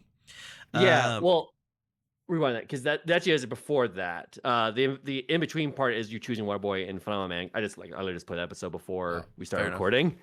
But the episode opens with we find out Invisigal also has feelings for Robert. Oh yes. Yeah, this game is rated M for mature for a lot of reasons. Toxic's dick being out, Invisigal gets naked many times. Episode 4 opens with her having a full ass sex dream about Robert. I was like, what the fuck's going on? Like, and like I see Robert, and then like, because Robert's carrying the shadows in the dream, like, what the fuck? How did this happen? And all of a sudden he wakes up like, okay. And some of the funniest lines happen because of this, because she goes from like, because she's having these wet dreams about him, she just goes full hog into it. Like at the beginning of the episode, Robert's trying to he's gonna meeting with Roy to talk about the Mecha Man suit. And she comes in because she knows Robert's Mecha Man because she was spying on a conversation between Blonde Blazer and Robert before Robert reached the Z Team. She knows they're rebuilding it, and while he's doing it, she gives him an up down. Robert catches her and he's going, "Did you just give me a fucking up down?" And Roy's just like, "What the fuck HR violation is this?" It's not a dialogue option, but I was dying at it, so I have to know. Robert, Vizio's looking at the Mecha Man's like cockpit, and she asks Robert how often does he have some me time in there. I said all the time. I wish I said that because I have seen in my second playthrough I went all the time and I died at it. Yeah. Because my like, thought process was like, she's giving me shit, so I'm gonna give her shit back. And so that ended up, I feel like that ended up fueling her. Like, this is the episode that I decided that I wanted to romance Invisigal because I really liked her forwardness. I went with like, what's it like? Why do you want to know? Like, maybe I do, maybe I don't. And if on the answer of all the time, when Robert says that, you hear Roy in the background go, "Bro," like he's like, "What the fuck?" And then on the what do you want to know option, Roy's like, "I just want to know why it's all sticky in there," and you hear Roy in the background go, "What the fuck?" And it's just so funny. And then the scene happens where Blonde Blazer is in it. Robert walks in because, they're kind of Robert and Invisigal are having like this standoff, and Robert's was like, he was just leaving. Robert's like, I can do this all fucking day. And he's like, well, yeah, but Blonde Blazer told me to get you like 30 minutes ago. And he's like, fine. So he leaves to go visit her. And that's the scene where she asks him to put the dress on. He's like, "Oh, I'm sorry." He's like, "Oh, it's fine. Come here." She asks him To to zip come up zip her her up. dress. Yeah. Yeah. I also died this moment where he's just like going to do. He's like, wait. He's like, "What the fuck is happening today?" Yeah. It's like, what is happening? And then, so she turns around after you zip her up and she asks how she looks. There's a few different options, but one of her areolas is sticking out of the dress, and so you have the option just to straight up call it out. Me and 79% of players warned Blonde Blazer about her dress. Same. Like, my logic was, I mean, yeah, it's I don't say pervy, but it's like, okay, you have to be looking at the thing. But it's like, I think you want to know. She's already flirting with you. And it's like, okay, like, I think she would rather you let her know and let Yeah, her that was my embarrass thought herself. process as well. Yeah, and and so they start commenting on the word areola. uh, but yeah, then you do your first dispatch, and then between the dispatches is there's a scene. I don't know about you, but there's a scene in the break room where Waterboy's thanking Robert for being part of the team. Is it the same for Phenomenon or? No, well, yeah, it's a different scene. Because you also have a scene before the doors dispatch where after a scene with Ball Mission address, she asks you to go talk to Phenomenon in the parking lot because uh he's super depressed. Got suspended from the dispatch facility he worked at, and is at her dispatch facility laying on cars and crushing them. Um, he's super depressed. But yeah, when she asks you after you're in the break room, Waterboy is getting bullied by Flambe. She comes in after they both leave, and she asks who you pick. And yeah, what did you say Waterboy was thinking you at? In the break room. Okay, I was in the locker room where changing my clothes, and all of a sudden, Robert closes the thing, and Phenomenon Man's just there. He's like, how'd you like sneak up on me? So how did I not hear you? And he just like floating there, like I got float. But Yeah, he gives him a hug, to thank him for. My thing, Phenomenon gives Robert a hug for giving him a chance, because yeah, I think he's so slightly realizing too, because he's depressed, but he's like, Phenomenon's like, you're a legend, you should be out there helping people, so. yeah. Waterboy's just grateful for the opportunity, and thanks Robert, like pretty like profoundly for the chance to prove himself. And then I think that's second dispatch, and that's where we get some fun missions. Um, from the Brain Teaser, which is a Mhm. villain in this world. He sends you on a couple of missions to that have like bombs for on these businesses. Um, I unfortunately failed to save all three businesses. I did too. I don't know how I missed him, but I just did. But I refused to play his games, and I just got him arrested. Yeah, I 25%, me and 25% correctly answered all three Brain Teasers questions to get him arrested. Okay, me and 57 players refused to play his games. He's Oh, he's essentially this world's Riddler. yeah.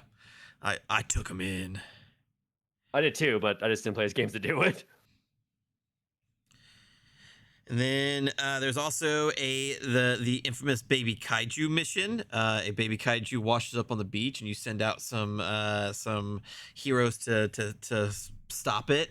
And you get a choice of either killing it or adopting it. And We're taming it because yeah, yeah, there are when you send characters out, sometimes at their dispatch they'll be disrupted, and you have to choose an option. Certain characters have an option that's specific to them that give you an instant win, basically. Because what it does is you choose another options based on their combined stats. And if their combined stats measure what the skill check, you pass. If it doesn't, you fail. yeah, But the character instant win is just that. And if you send Golem on the thing, he has the instant win to just adopt it. yep. So yeah, so me and 41% of players adopted the baby kaiju. Same. Yeah. How can you not? How can you not? Um, there's also a scene where Flambe gets into kind of a scuffle with Robert in the break room, and you get an option to throw stuff at him. Um, I threw the spaghetti at him. Same with this Yeah. guy, Adam. I feel like maybe Um, a bit more messy yeah. And and Blonde stinky. Blazer tells him to clean it up. And so the episode ends with another big choice. Robert. I would say Oh, go ahead. arguably the biggest choice of the game because this was where fandom war started. Yes. Yeah. So before leaving, Robert gets invited to with Blonde Blazer to go to the dinner, right? Yeah. So what happens is he's Robert's walking into his desk because but wait, after the second shift, depending if you recruited Waterboy or Phenomenon, they're still hanging around the facility after the second shift, and you can talk to them about something. I don't know what happened with Waterboy for you, but with Phenomenon, he's watching like old videos of him and Blonde Blazer still moping about it, and I just kind of tell him like, you need to find something else you're passionate about. Like, and also you find out in that moment, when you recruit Phenomenon. So yeah, especially since you record Waterboy, not Phenomenon, you didn't learn much about their relationship. Why did Blonde Blazer break up with Phenomenon? Yeah. Because we've noticed at the end of episode 2, like Phenomenon gives her a peck on the cheeks, and she just kind of like cringes a little bit at it. And like you would think, okay, well, she's episode 1 she was kind of flirting with you, but like the next day, you learned that thing. So what's going on with that? My section with Phenomenon, when I was talking to him, he finds out, he's like, he's like looking at a screen, like touching his hand on it, and he's like, we beat those villains that day, and then we made love on top of a volcano. Robert's like, I don't need to hear about your sex stories. And he goes, no, we never had intercourse. My alien genitalia was incompatible with hers. Oh my god. So I kind of, I understand, like, okay, this wasn't really a relationship for Blonde Blazer because Phenomenon does not understand social cues or emotional cues, so she was emotionally neglecting the thing, and she wasn't even getting sexual needs like Yeah. satisfied at all. It was just like she wasn't his partner; she was functionally his mom. Yeah, essentially.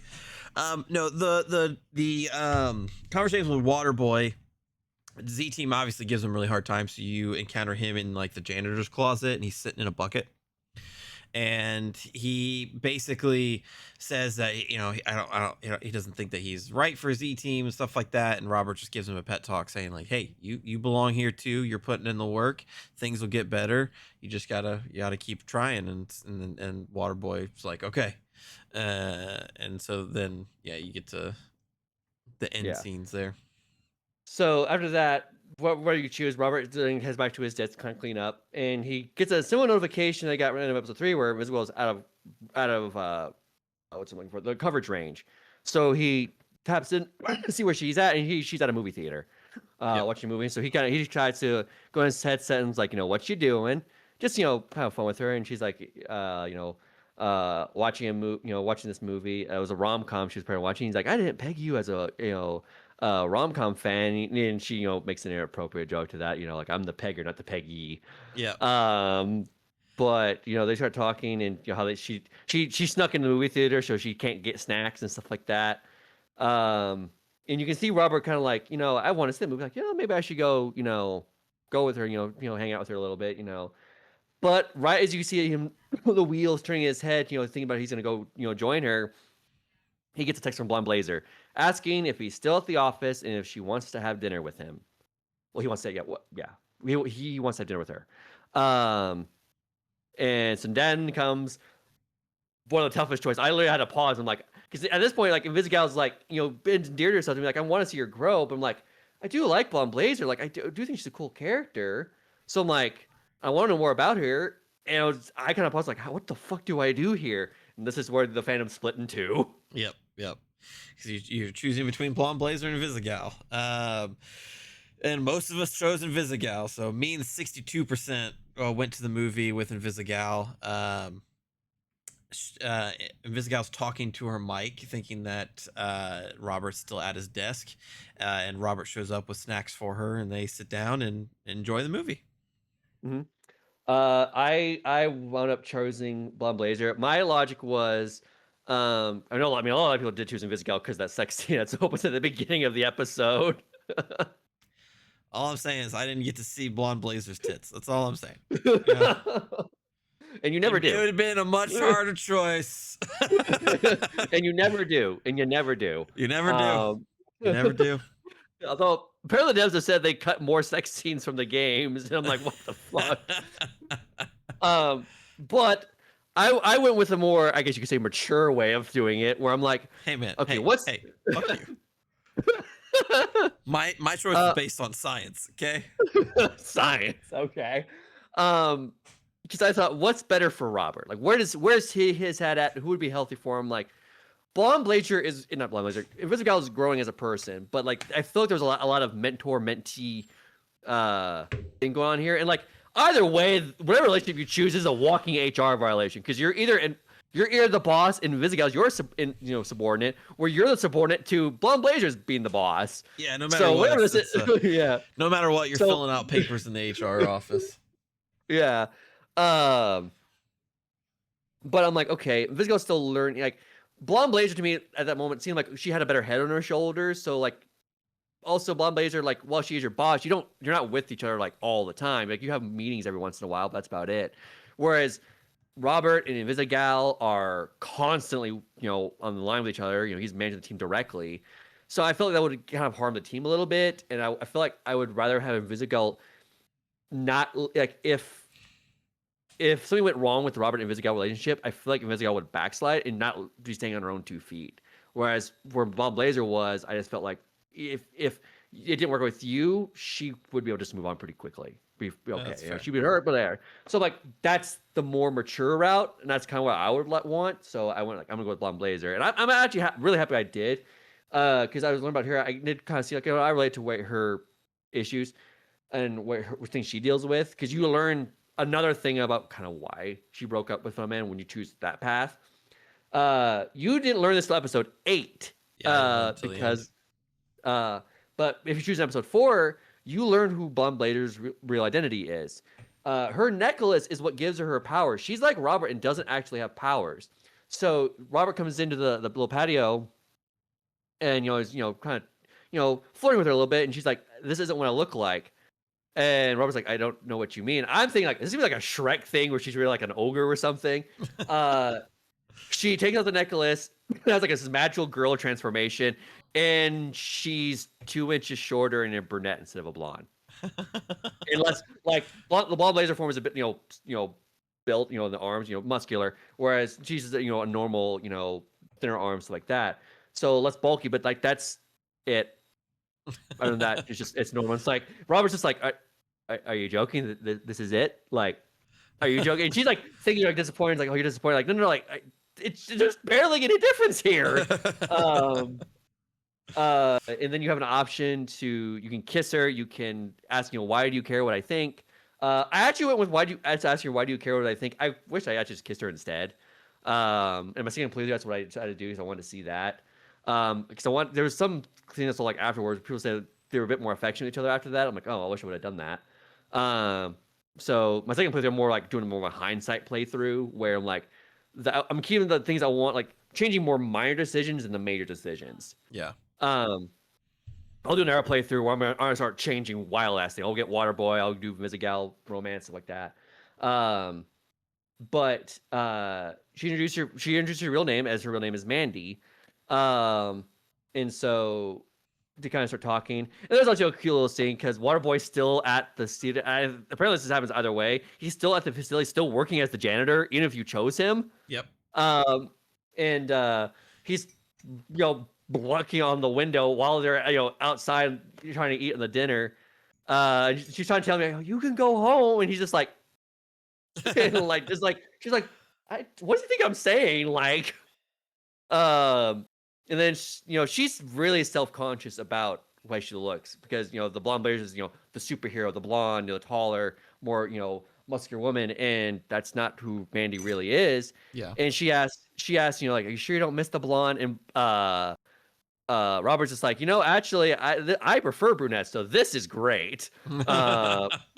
So they're flirting. It's super cute. Um, and then you find out if you get the deluxe edition, you get comics. Um, and in the comics, you unlock after the fourth episode, you get the comic is the scene of her breaking up with Phenomenal Man. And in the scene, she kind of confronting him one last time. We asked him, "Where do you see us in 5 years?" And he's just like, "Yeah, we're still superheroes. We're still doing this. You know, we'll." Essentially, he says he basically wants to die in battle with her. And she's just like, I kind of just want to, settle down, maybe like actually, have nights on the couch and stuff like that. Kind of stop being a superhero for a while. So they want two different things, and and she said maybe not be Blonde Blazer and be more Mandy, and he kind of just blows her off. He's like, well, Mandy's lovely, but Blonde Blazer on the other hand, and he's like, so he's just completely neglecting her real self. And at that moment, she's kind of like, okay, like we're done. Like she Yeah. just says, goodbye. Like I get it now. Like I understand why she broke up with him. That was not a relationship. By the time in episode 1 where she meets Robert, just the day before she breaks up with Phone Man, she was already checked out. Like that was Yeah. function, not a relationship. Yeah. But her feeling of, wanting people to see her real self and not always have to wear the mask, I really related with that. So I liked her character and where it goes Yeah. after this. But yeah, no, I don't regret my choice whatsoever. I really liked it. Yeah. Well, excellent. Mandy's quite cute, so there was a moment where I wavered. Let's get into episode 5 here. So episode 5 kind of opens with Robert working on the Mecha Man suit, and Chase is there with him. And they have a really kind of like in-depth conversation of like, Shroud's the guy that killed your dad. And Chase asks him, if given the opportunity, would you kill Shroud? And me and 29% of the players said they would not kill Shroud. Me and 31 said we weren't sure. Yeah, and there is an option. There is an option to say, yeah, I'm gonna fucking kill him.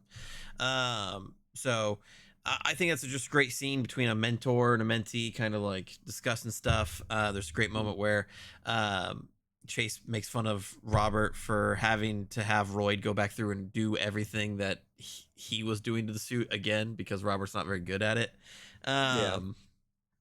I definitely like that they gave you the choice because like, there is a good philosophical debate about that. Because I get the argument, like, since the superheroes don't kill, like, your favorite superhero is Spider-Man, and that's a big part of his character. My favorite's Batman, and that's a big part of his character. Yeah. But there is also the debate of, like, especially with particularly Batman, I would say, there is the debate of, at a certain point, should Batman just kill the Joker? Because Joker is not going to change. And he just keeps breaking out and killing more people. And at a certain point, you have to stop him permanently, or else he's going to keep doing it. Yeah. And there's a really strong philosophical debate about that. That's why I was like, I don't know. Like, at a certain point, is it too much the risk? Yeah. So. Yes. So yeah, you have that moment. You do your dispatches. And the episode kind of ends with a team outing. They invite Robert out to a bar. It's called the Sardine or something like that, right? And It's a villain bar. Yep. Yeah, it's a villain bar. And so yeah, you go with Z Team. You and Invisigal are like the first ones there. So I don't know what your conversation was, but since I did go to the movie with Invisigal, she kind of makes a joke and asks Robert if he had a good time. Me and 91% of players told Invisigal they had a good time. So did you? I've seen a clip from that where he jokes that the silence was his favorite part. Is that what he said when you said? Is that what you said when you talked to her? No, I didn't say that. Oh no, wait, he does say that. No, he does say that. Never mind. No, yeah. And then Invisigal says like, you like to be loud. Yeah. Okay, I think that. Now that doesn't happen with mine. They do talk in the bar, but Invisigal and Robert don't meet each other there first. I guess that happens in yours. They meet at the same time as everyone else. So I'm guessing you didn't get a scene where after like the beginning episode, like Robert's like in the gym like lifting weights, and Flambe chastises him for not getting a spotter. Yeah.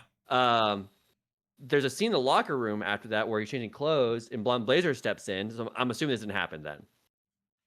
Do you? Keep going. I don't think so though. Yeah, Blonde Blazer steps in. She asks me, "Are you decent?" He's like, "Yeah, that's fine." And Blonde Blazer's talking about how she had a nice night last night. So, Yeah, no, I didn't get that scene. Yeah. yeah. So, but she's and when she's talking to you again, she's back in her Blonde Blazer form. And she asks, if you want to go on a real date with her one time. And he's, he kind of jokes like, well, the plastic utensils and the puking water boy wasn't made to make a meal for you. And she laughs at that. But as they're kind of joking about going on a second date, Robert does ask like, so is the second date going to be with Mandy or Blonde Blazer? And you have a choice to come up where Blonde Blazer's just kind of like, well, they're both me, but whoever you want to choose. I had an option where apparently if you kiss her, you get the option of both. Either way, like let her choose. If you don't, the option turns into let's pump the brakes on this. But no matter what, you have a choice of you can say to her Blonde Blazer or Mandy.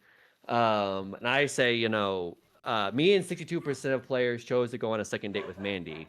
Because my thing was like, at that point I realized that that's who she really rather be, is see the real her. And I'm like, I want to actually, let her know that Robert wants to see the real her. Yeah. So, and she's like, has a smile on her face when you say that. And funny enough, at that moment, because obviously it's like a Telltale game, obviously the little thing, this character will remember that after you do a decision. Throughout this point of the game, it's Blonde Blazer, remember that whenever you do something with her. That moment, it doesn't say that. It says Mandy will remember that. Oh, that's kind of cool. Okay. Yeah, so I like that moment a lot. But either way, you do make back to the Sardine, and you do have a conversation with Invisigal. No matter what, you're talking at the bar, and Robert's like, that one thinks I'm a narc, and well, she's like, well, but while that's happening, you found the past where Robert took down Flambe as Mecha Man, and Robert doesn't know. Flambe doesn't know that Robert is Mecha Man. Yes. But we find in the past during the battle, Robert's the reason why Flambe lost 2 of his fingers on one of his hands. While this is happening, though, Flambe is singing a. I realized something when I was watching that. They never show that hand for Flambe, so you get the reveal that he's has 2 less fingers when he's holding the microphone. Yeah, and Flambe is singing a song that is dedicated to Robert, basically calling him a bitch. Yeah, it's it's quite a magnificent song, honestly. When credits roll for the episode, they play the entire thing, and it's just like the voice actor for Flambe goes so hard. But yeah, so in the midst of these flashbacks, the Z team gets into a bar fight. So things that are happening in the bar fight are happening in the flashback, which is brilliant choreography. Yeah, because they're at a taco. Well, I don't know what it's called Taco Bell, but it's this world's Taco Bell. And so they're eating their food. Like, so there's really cool transitions of like, where like he's opening a sauce packet and it cuts to immediately as he opens the sauce packet to him pulling some guy's arm off. Yeah. Or he took a bite out of his like a taco and it was him biting somebody's fingers off or something like that. Yeah, no, it was great. That scene was cut all really, really well. And throughout this episode, Invisigal's kind of like egging Robert on about telling the Z team who he is. And so it comes to a head at the Taco Bell, essentially, where you get the choice of between lying or telling the Z team that you're Mecha Man. And me and 83% of players told Z team that they were Mecha Man. I think you chose the same thing. Yeah. I understand. That wasn't much of a choice either. I'm like, I think they deserve to know at this point. Yeah. And I think Robert has a line when you choose the Mecha Man option where before he says the words, I'm Mecha Man, he says, he doesn't want to tell them because he's starting to like them and he doesn't know if he'll like them back after that. They'll like him back after this. But the difference between this team getting by and this team being greatest trust. So truth is, and he says, I'm Mecha Man. And at first they don't believe him because during the episode they're like all making a pool because they know he's a former hero. They just don't know who. Yeah. And they think he's just some schmuck though. And as soon as he says I'm Mecha Man, everyone's kind of like, there's no way. And then like no, that tracks actually like that's a real fucking superhero. And Flambe believes it immediately and actually kind of pissed. Yeah. Actually attacks Robert, but Because Golem stands in at the this way. point in our playthroughs, because we threw the water, not only did we cut off his fingers, but we made him lose a tooth. Mhm. Um, and Golem stands in the way and Yep. protects him. So I haven't seen the clip where we choose Waterboy. Waterboy kind of on Yes. Flambe. I didn't have Flambe. Flambe, Waterboy. I had Phenomenal Man. Malevola just throws a cup of water on him. And he's like, "I'll pissy about it," and he flies away. And there's a nice moment where Robert's kind of like goes to Golem, like, "Hey, thank you, you saved my life." And Golem is just such the MVP. He's so cool. Yeah. Where he's like, he's just like, "Yep, thanks for the drink." Guys, you get him a drink at the bar because you can't go in, so you go outside and give him a drink. And he's so happy that you do that. And in the bar fight scene, Malolo opens a portal for back outside to let him inside, and he just like it just comes in ready to scrap. But there's a really cool scene after you reveal your Mecha Man that Robert's kind of like, I didn't think it's our head, so I was going to say, and Invisible started off by saying her real name, which is Courtney, and they all go around saying what their actual names are. Yep. Yep.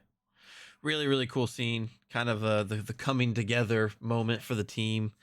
What was Waterboy's real name? Because I didn't go that playthrough. I don't even remember. Okay. I remember what Phenomenal Man's were. It's something dorky like Eugene or something like that. That fits. Phenomenal Man is he comes down and he goes, on my planet I was named Cortano or something like that. I was like, okay, I'm like, yeah, that makes sense for him. He's like, but again, showing he doesn't understand things.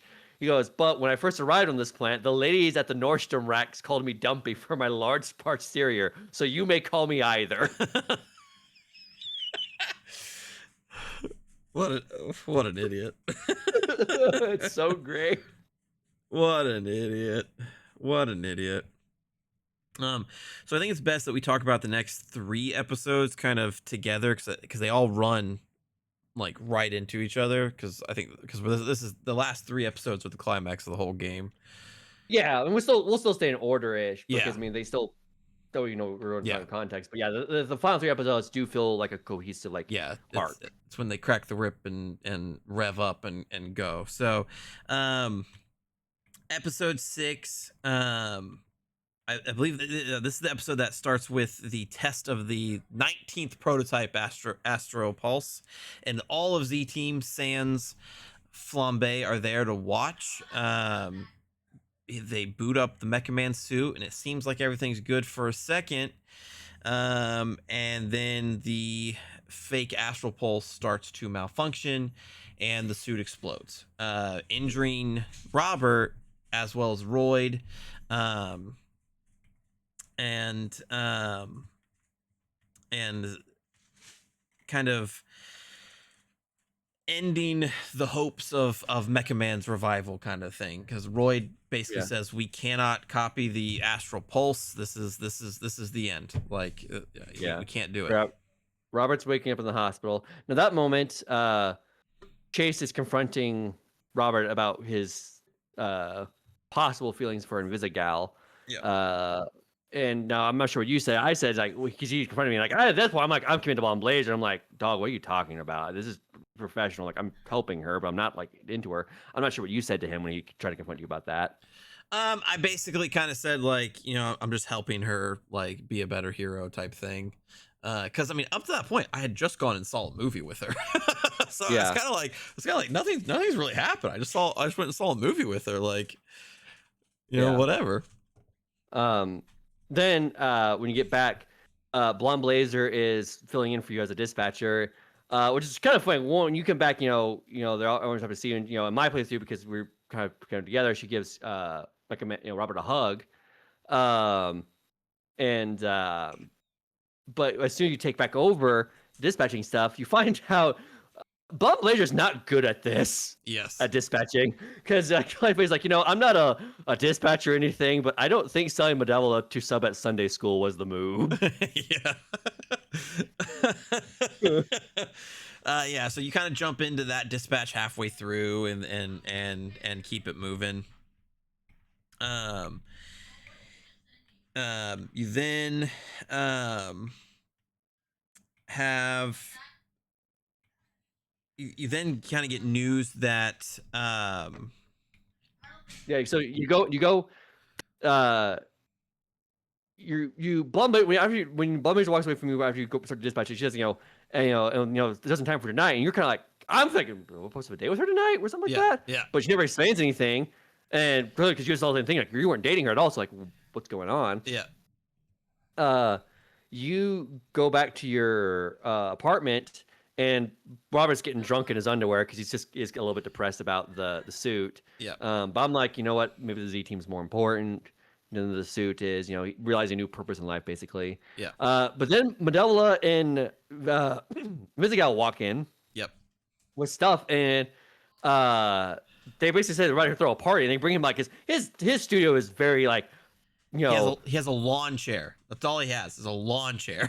very single man Minimalist. apartment. He says minimalist is what he says. It's But minimalist. they're bringing him lamps and stuff, and I think there's a cool symbolism because like it's a dinner party, and Vizier tells this is gonna be a housewarming party, so like I told him to bring gifts like a lamp or something, and the entire Z team is kind of full of idiots, and they all bring lamps. On my playthrough, Phenomenon brings a fucking street lamp. um, but I do think that the symbolism is cool there because there's also symbolism of like they're lighting up his life. Yes. And there's also the touch of like I mentioned earlier with why Blonde Blazer broke up with Blonde. She wanted to settle down, have nights on the couch. She's the one who brings him a couch. Yes. Like so there's a lot of cool symbol there, and you guys have a party and all this stuff. And to make your choice, this one's not a direct choice. Like you're not just choosing dance, as it's going up, but it's more of a your previous decisions will bring you here type of choice. Yeah. Mine and 28% of players dance with Blonde Blazer at the party. Me and 66% of players dance with Invisigal. I wonder why yours is. Must have oh well, maybe mine's not updated, but irregardless, I also do think there's a cool moment there. It kind of shows you certain characters' headspace, what's to come type of thing. Because when I've seen the clip where Robert's dancing with the Invisigal in that scene, because I think that scene is great, so I've seen it a few times. You see Chase glaring at you, Robert and Invisigal in the background when they're dancing. When you're dancing with Blonde Blazer, you don't see Chase. Because why would Chase glare at him and Blonde Blazer? He doesn't give a shit. But Invisigal is kind of looking at them, but it's not like an angry glare, but it's very much a sad jealousy glare. And so you kind of see like where their headspaces is, because there's a scene kind of while the party's kind of settling down a little bit where Invisigal finds out where the Astral Pulse is. It's still around, and it's out of his warehouse. And she wants to go now to get it because she thinks that there's a chance they won't be there in the morning. But Blonde Blazer makes the point of like, well, we're all drunk right now. I don't think this is a good idea. We should regroup in attack place in the morning. I agreed with her. Me and 52% agreed to wait and make a plan. I was ready to send the Z team. I said me and 31% of players were ready to send the Z team to retrieve the Astral Pulse. I believed in my guys. That's fair. I'm like, we're all drunk, man. I don't think this is gonna work. But it does. So because I said no, let's wait.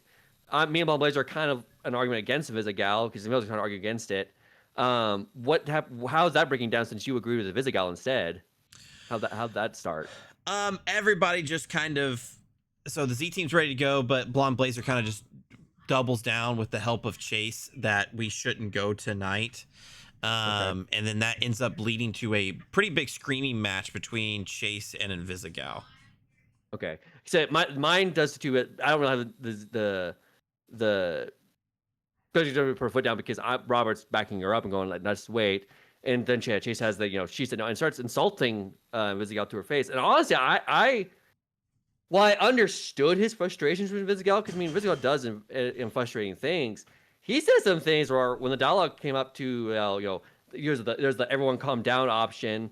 I chose the Chase, you need to back off. What the fuck are you doing? Yeah, same option. he was stepping out of line. And Invisigal goes invisible and punches him in the face and runs out. Yep. Um, and then the party ends. Blonde Blazer, I might play because she pecks, gives Robert peck on the cheek and says, no one say anything about what happened here tonight. But you and Chase have a little moment outside the apartment where Yep. Chase is feeling bad about what he did, and stuff like that. As you're on the patio talking, you come back inside and there is a alert going off on the computer. Yep. And as soon as I heard the beat, I'm like, she went. And honestly, before even Chase, before you even get back in, I'm like, she went by herself. I guarantee she did. I'm like, yeah, of course she did. Yeah, when she went invisible and punched Chase, I was like, she's going after the astral pulse. So she run, you have to, she's gung ho about it. She ain't leaving. She's like, okay, fine, I'll hack around, see what I can do. She makes it through and gets to where the astral pulse is. Yep. And tries to sneak out, and Shroud's outside waiting for her, and throws her over a thing of railing, so she loses grip of her asthma inhaler. Because she can only turn invisible when she holds her breath. Yeah, but having asthma, that doesn't help. No.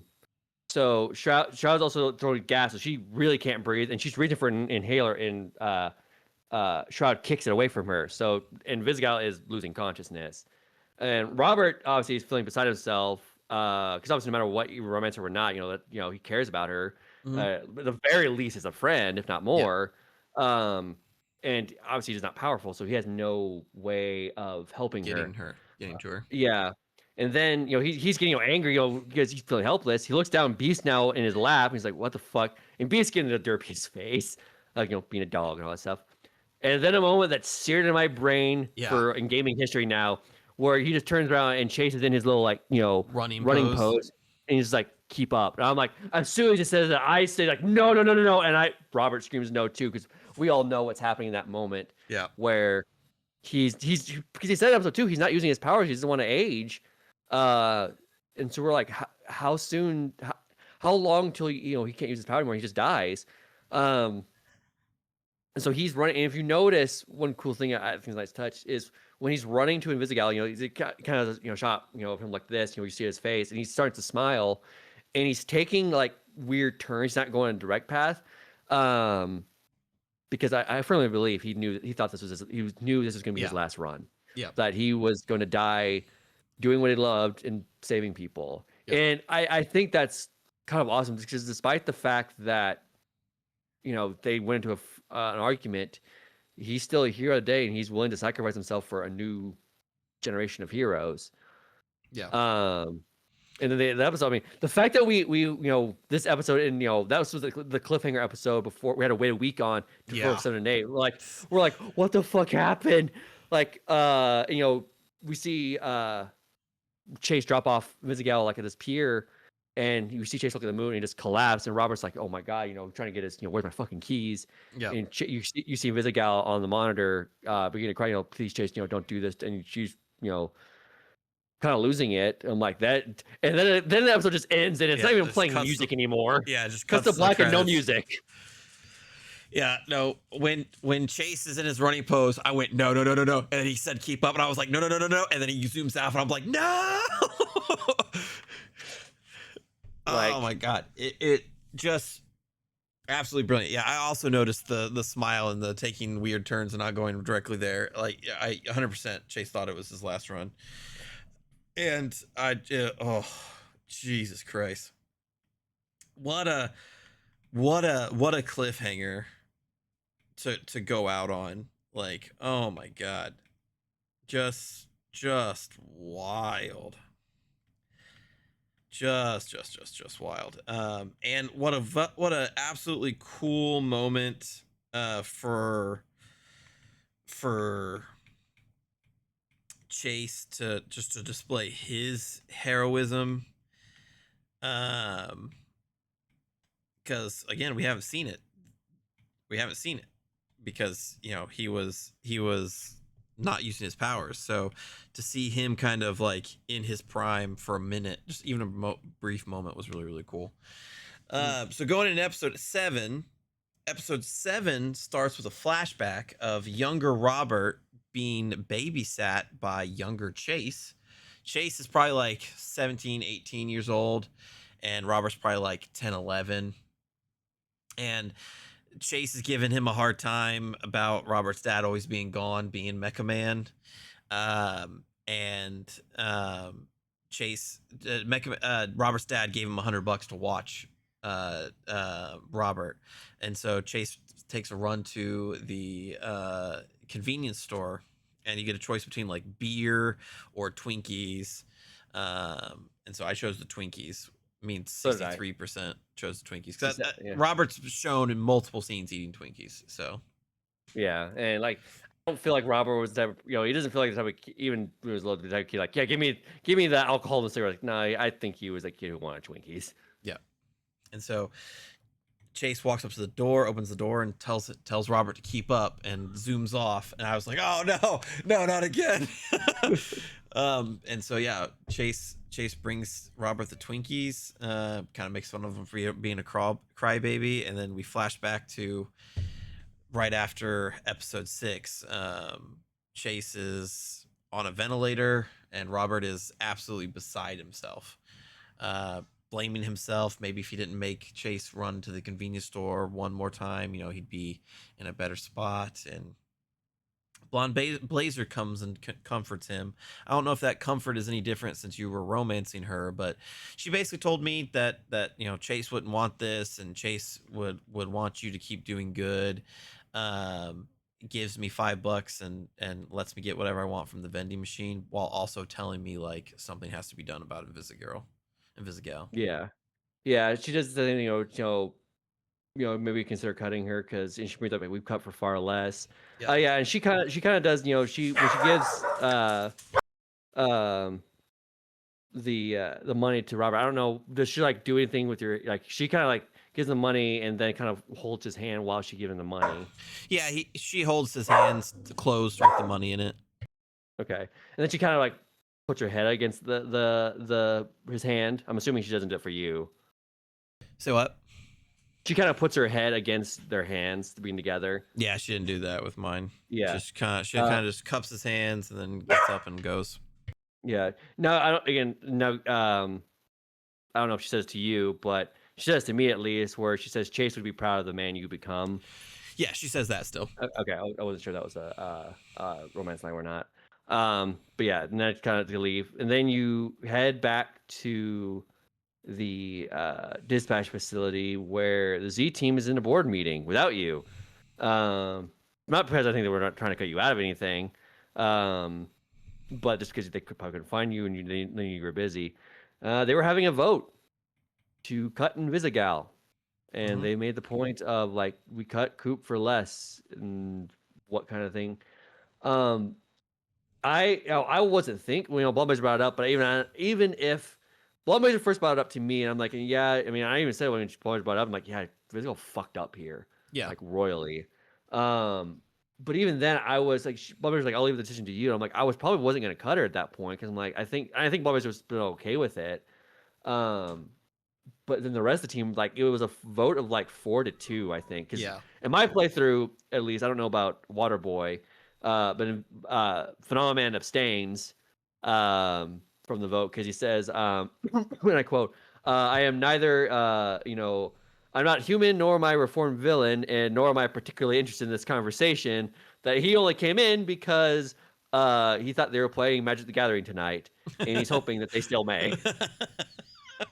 I really wish I would have got that line. That's so funny. No, Waterboy votes to kick her out. The only two people that don't vote to kick her out are Golem and Flambe. Yeah. I think mine are the same. Flambe doesn't because he's like, after my shit I did, you kept me. And Golem, there's a mechanic with the dispatch thing where people have synergy, and Invisigal's synergy is with Golem. So he's a little bit closer to her than most of their characters. But even so, at a vote to 4-2, and this is the first time to me that the Z team really came together as their own to thought about the health of the team and not themselves. Yeah. I'm like, okay, not honestly, it wouldn't have been the decision I've made. In fact, if I was with the vote, I would have voted probably no, but it still would have been lost, a 4-3 vote. So I'm like, okay, I'm gonna let you guys take the lead on this one. I think you guys have earned that, and I'll go with it. So what would you do? You cut too? I cut her as well. Yeah, even though I was romancing her, I was like, this is not good. I agree with you. I probably wouldn't have cut her until I got into that boardroom with Z team. The Z team were like, yeah, we're cutting her for the health of the team. Like she can't do this. Where what I can't remember if it was Prism or Malevola or but one of them said like we're doing this to change our lives and we can't let her jeopardize it. I think it was Yeah. Prism, and I was like, "That's all I needed to hear." You're absolutely right. So Yeah. yeah, I ended up still cutting her. Yeah, that's what I did too. Like, and that it turns out, which I'm not surprised, Vizgal was in the room too, invisible, and as soon as you kind of give uh the choice, because Robert says like, all right, that's fine. I will let Blazer know of your. And I like the way you say, I'll let Blazer know of your decision, and Yep. that I support it. So, but because Invisigal's in the room, she runs out because she sees the door open and close, and then you're kind of like, oh shit. You go to the locker room where she said, you don't need to fire me twice. And I tell her the truth. I'm like, they voted. Yep. I'm not going to, I'm not going to disrespect them in my quest to help you. Yep. Yep. And she kind of lets Robert know that she's the reason why the Mecha Man suit got destroyed. She was working for Shroud at the time. She reveals this implant underneath her breasts that would basically help her keep her like help her hold her breath. And in order to work that dead off, she had to help him get the astral pulse. So she was the one that planted the bomb onto the Mecha Man suit in episode 1, and when Mecha Man got away, it exploded. She was the one that placed it there. So, and she said the day after that, she left and joined Team Phoenix, and then her implant shut off. So, Now I remember when because I remember texting early in the week when this happened, and I said I'm actually not surprised. I kind of thought this was going to happen. You said you were shocked. I didn't expect it. I just thought that I didn't expect it. I I didn't expect it. I thought because we never knew who put the bomb on the thing in the first place. Um, and when she's first met, when you're being shown your team in episode 2, when you're over Invisigal's like information, Blazer says, she joins on the condition that no one asks her any questions. Why? I'm like, okay, why? Well, she's hiding something. You don't have that condition if you're hiding something. So I wasn't surprised. Yeah. Um, and that also explains a lot of her actions of like why, like I know she has a thing for Robert, but also like her being gung-ho about going to get the astral parts. I think I even thought like I think there's a sense of guilt there that she blames Yeah. herself for the Mecha Man suit, and the only way she would blame herself is if she played a role in it. So I just thought that was I read that as just because I was romancing her. So Yeah. that lead kind of got buried underneath Yeah. everything that was happening. But I guess since I was on Blazer, that lead was less hidden. But even so, when she once tells you have 3 options, you have either I don't know what to feel, we're done with I'm done with you, or what I did was me and 70% of players forgave her. Yeah, I forgave her as well.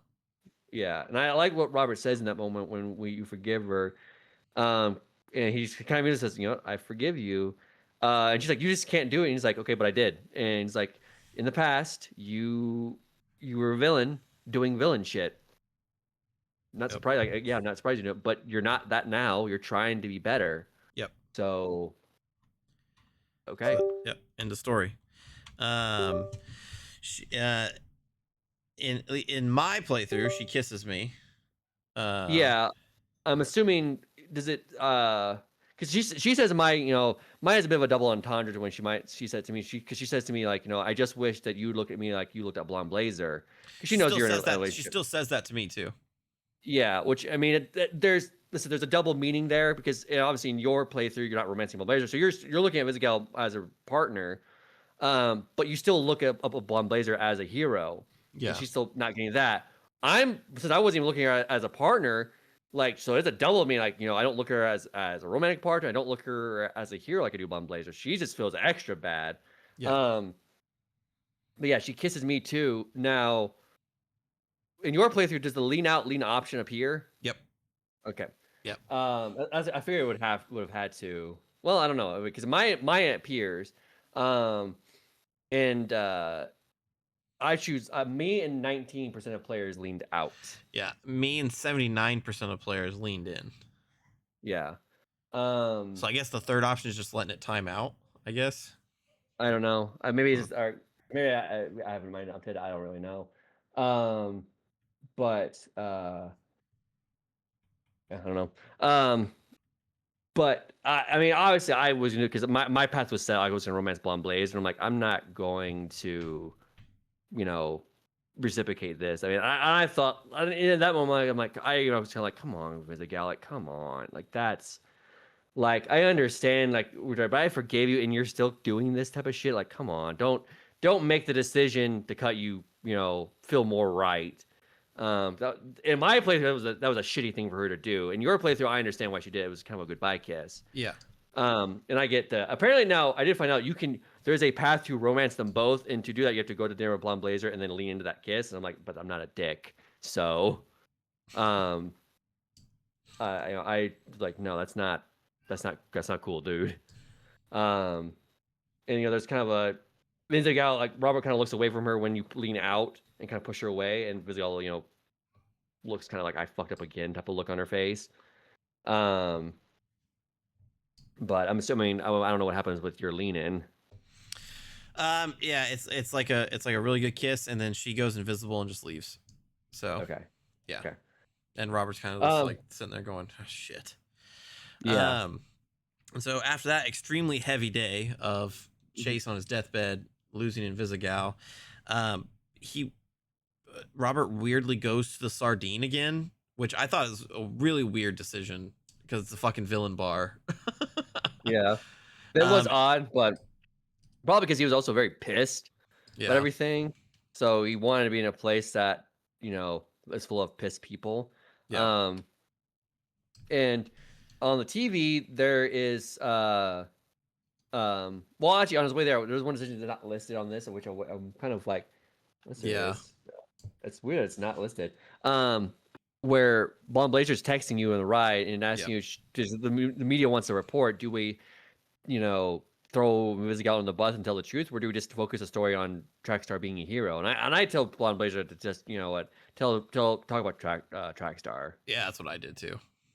Once you get to the bar, Blonde Blazer's on the TV, giving a report, and the bartender knows you're pissed, and like Robert like crushed the glass in his hand. But he gives you another drink, and another guy's like, kind of talking to him. Barnes, like, give him a shot on me, but it's like, why are you? There's something off about him, and we find out why quickly. But one option you have is he's talking very inappropriately about Blonde Blazer. Yeah. So you have an option to either glass the bartender and hit him with the thing, or just let it go. Me and 47% of players didn't just let it go. I let it go. Yeah. Okay.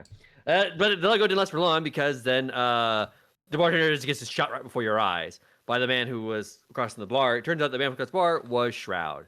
And his whole gang's there, and he is now assaulting you and tying you up because he thinks you know where the Astral Pulse is. Because it's reveals that Vizigal still has it, and he thinks Vizigal still has it, and you're like, what the fuck are you talking about? She shows him the clip right before, while the cameras are down. Robert couldn't see Vizigal. Vizigal opened the case and put the pulse in her pocket. So the case didn't have the pulse when Shroud took it. And so Shroud assumes that Robert knows this, and Robert doesn't know it, and he kind of realizes, like, you actually don't know this. Interesting. But he's getting the shit out of him because the person you chose to cut has now joined Shroud. And in our case, Coop joined him and is pissed. And then Blonde Blazer shows up. At this moment, I was scared. I will say it. Blonde Blazer showed up because I was scared. I'm like, please don't make this be the twist. Please don't make this be the twist where she's a villain. And it does not. She kind of like threatens, goes like, soon this place is going to be surrounded by heroes. And she's like, I know I'm outnumbered, but by my math, I'll take half of you with me. So you can all leave or half of you die here. And Shroud's like, Shroud actually kind of weirdly respects Bomb Blazer. He goes, that's a fucking superhero right there. Yeah. The integral, all that stuff. I read that as Shroud wants an equal, kind of like how Joker wants Joker's equal as Batman. Like Shroud wants a hero equal, and I guess previously it was Mecha Man, but then he beat Mecha Man, so now he wants a new one. So he's egging her on like, nah, that's a fucking superhero. That's a superhero speech, and he kind of like believes her and says, all right, you guys get the fuck out of here, and like goads his men on for pissing their pants and stuff like that. Yeah. So they leave. Bomb Blazer unties Robert, and she takes him back to the billboard that they had their first night on. They're talking about things, talking about what happened. And she asked me, I tell her, how did you tell her what's going on with Invisigal? Like, she has the pulse still. And she's like, what's going on? And I'm like, she's up to something.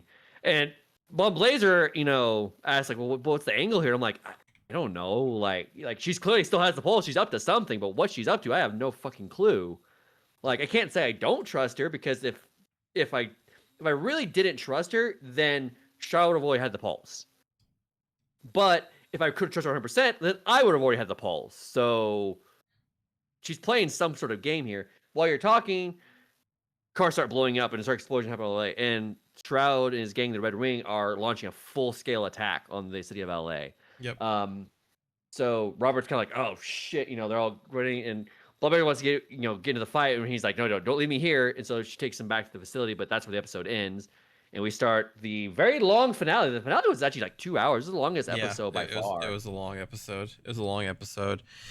So it's still the middle of the night, so not all of the Z team is ready to go. So you start off with Prism, Punch Up, and Golem. Golem, who is high off his ass on some edibles, he straight up tells Robert, "I take edibles to sleep, so I'm not here right now." I was dying because I have a friend who's doing kind of that stuff, and I told him all these lines, and he just starts cracking. It was like so me, because like there's one line where he's like, so I may not be kind of, and he like trails off, and Punch Up's like, you're gonna finish that sentence, Big Man? He's like, shit, I'm sorry, I thought I did. Yeah, as they're all leaving. Yeah, as they're all leaving, he's like, guys, I don't even think I'm making memories right now. I had to pause. I was fucking dying. Yeah, I was dying. And so that starts this very lengthy dispatch mission where you're working with fewer heroes, and then sometimes heroes will pop in for you to save by doing various hacking things, or if you fail the hacking like I did one time, you then have to send heroes out to save everybody. But eventually you save everybody, you assemble the team, and then the power goes out. Mm-hmm. All the while. Really cool shit happens in this dispatch. I mean, I think it's one of the coolest ones of the segment where, because you're in charge of a section of LA, very, community, but the entire LA proper is being attacked. So like you're kind of doing your area okay, but the whole city's being attacked. So like, we're gonna help your city. So your map actually expands the first time to cover basically most of LA. Yep. And this really happens after you have some of your members back. Because at that point, now you could have if you kept Invisigal on the team. But I'm not sure by that point what's going on. But you could. And once you have that, though, I thought this was a cool moment where you're like, we need more manpower. So it kind of cuts back to the separation between phase 1 and phase 2 of the shift is very short, because Robert looks up and he sees Waterboy and goes, "Waterboy, you're joining us now." He's like, "Wait, what the fuck is happening?" So I'm assuming Robert grabs Phenomenon. Yeah. So they join the fight. Phenomenon is eating one of his edible arrangements that he keeps sending to Blonde Blazer, and he makes it known that it was like a year's subscription that he'd already paid for, and so Robert yanks it away, throws it away, and tells him to get out there. Yeah, I mean, in this situation, I'm like, yeah, dude, like, come on. But Waterboy was still just doing his normal job while he was doing his, I'm like, no, dude. Like, this whole city's on fire. Your abilities are invaluable right now. Yeah. So he gets out there. Everyone's kind of like, what the fuck? we'll say, because I mentioned Phenomenal Man is already at max level when you pick him up. Wonder Boy is not. Wonder Boy is like rank 1. But because all the XP is so, heavy right now, he ranks up like super quick. Yeah. And then one of the other coolest moments was, this part's intense. Again, this whole thing is like Coop starts attacking the city. And now you have a health bar too. And so I start trying, some people to slow her down. And I lose some of the things. I try to send a mission, and did this happen to you where the dot was about to fail, was failing, and then it pulls back into a success? Yes. Like randomly. I'm like, what the fuck? And then Blonde Blazer joins your team. Yeah. I'm like, what the fuck is happening? So now she's joining your squad, and she is completely busted. Yeah. Like Phenomenon has like max, near max combat in vigor. She has full max plus like her Phenomenon's charisma and intelligence are really low. Hers is near like halfway. We're a little bit above that. No, she's like full max.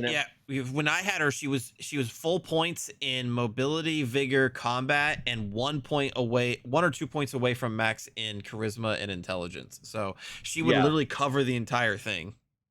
Yeah, and she also had where her icon on the map had a little glow around it, where if characters in that glow gain an ability to basically tank an injury, because when you fail, your heroes get injured. So that was really helpful, because I mean it was a stressful fight. Yeah. So once that all ends, we both cut her. So the power goes out, as you said. You go down to the facility where the Mecha Man suit is, and Invisigal is down there. Roy captures her and ties her up. So he goes outside to try and fight, because Robert can't fight on his own. So he gives him a taser. So this is a moment where you have where this is like come on, untie me. And I got to them like, okay, before I untie you, need to tell him what the fuck's going on. Like she explains, like, if I would have told you, he would have came after you, things type of things. And I'm like, I did believe her. Yeah, I did too. She came in, like, I came here to put the Flash Pulse into Mecha Man to give you the ability to fight back.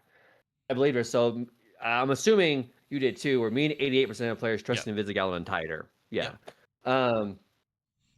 So she joins. We did that. She joins the fight. And I mean, then the action segment. It's a quick time event, full action sequence, but like the entire team's out together and descending on SCN, because that's where Shroud is. Yep. And it's a massive fight. Robert's now Mecha Man. Royd's in the fight. Your entire Z team's in the fight. Plus Invisigal's come back. Blonde Blazer's in the fight, so like everything's just balls to the wall. Shroud is in this like spider eyeball mech that's powered by like a dark version of the Astral Pulse, but it definitely looks more rudimentary than the Astral Pulse. And it fires like these big lasers that knock in Phenomenon Man and Blonde Blazer out. And so it's a massive fight. The other villains that are there, like Toxic and stuff, Punch Up gets a really cool scene where he takes on Toxic and just relentlessly punches him in his dick. Relentlessly, because that's Punch Up's move. He's a dwarf, so that's Punch Up's move. And yeah, Toxic gets fucked up. But this all culminates in Blonde Blazer getting hit with a blast that knocks her into the basement of the SDN, basically where Chase is. And there's a moment where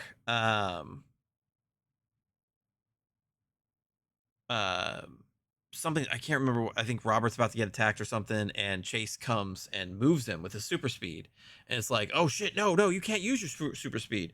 But Chase is glowing gold and in a gold and black suit and flying with the with Blonde Blazer's jewel on his neck, on his chest.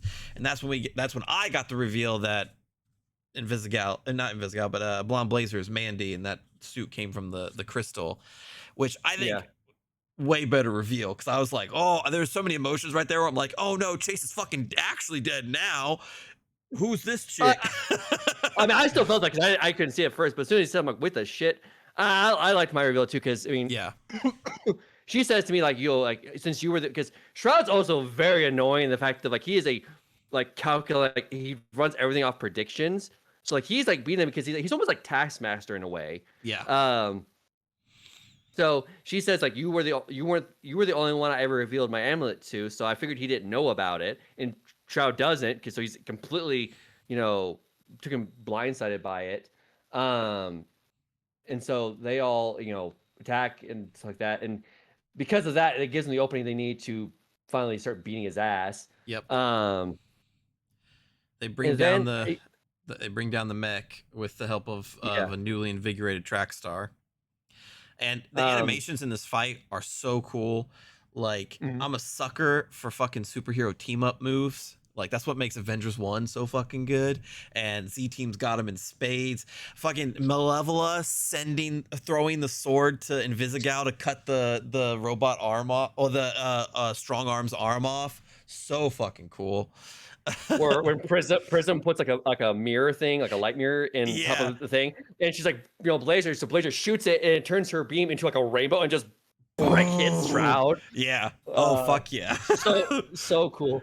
But Shroud's mech lands on the top of the SDM building. We think that's the end of it, and Shroud survives the crash and somehow finds Beef, and is now threatening the dog. Which is like, that's okay. You motherfucker gotta go now. You don't like a human's one thing. You threaten a dog, like, and I said that cute a dog. And like Yep. all, everyone's pissed, and so he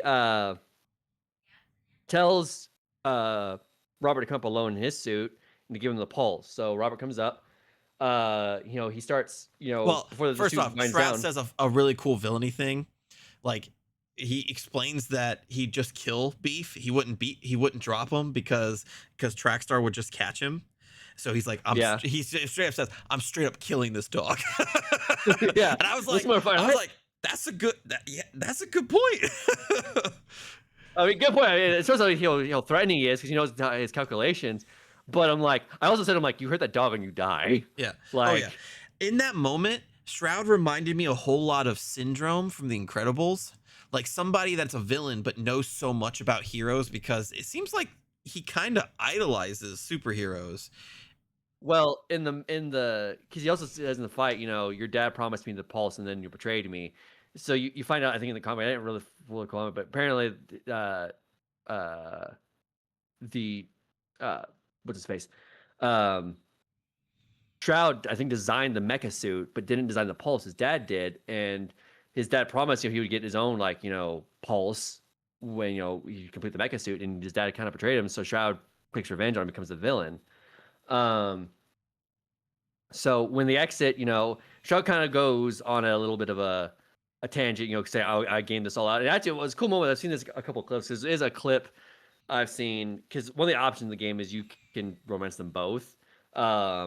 But he does comment on this, so it does change what you say, because he says, like, I planted Invisigal here.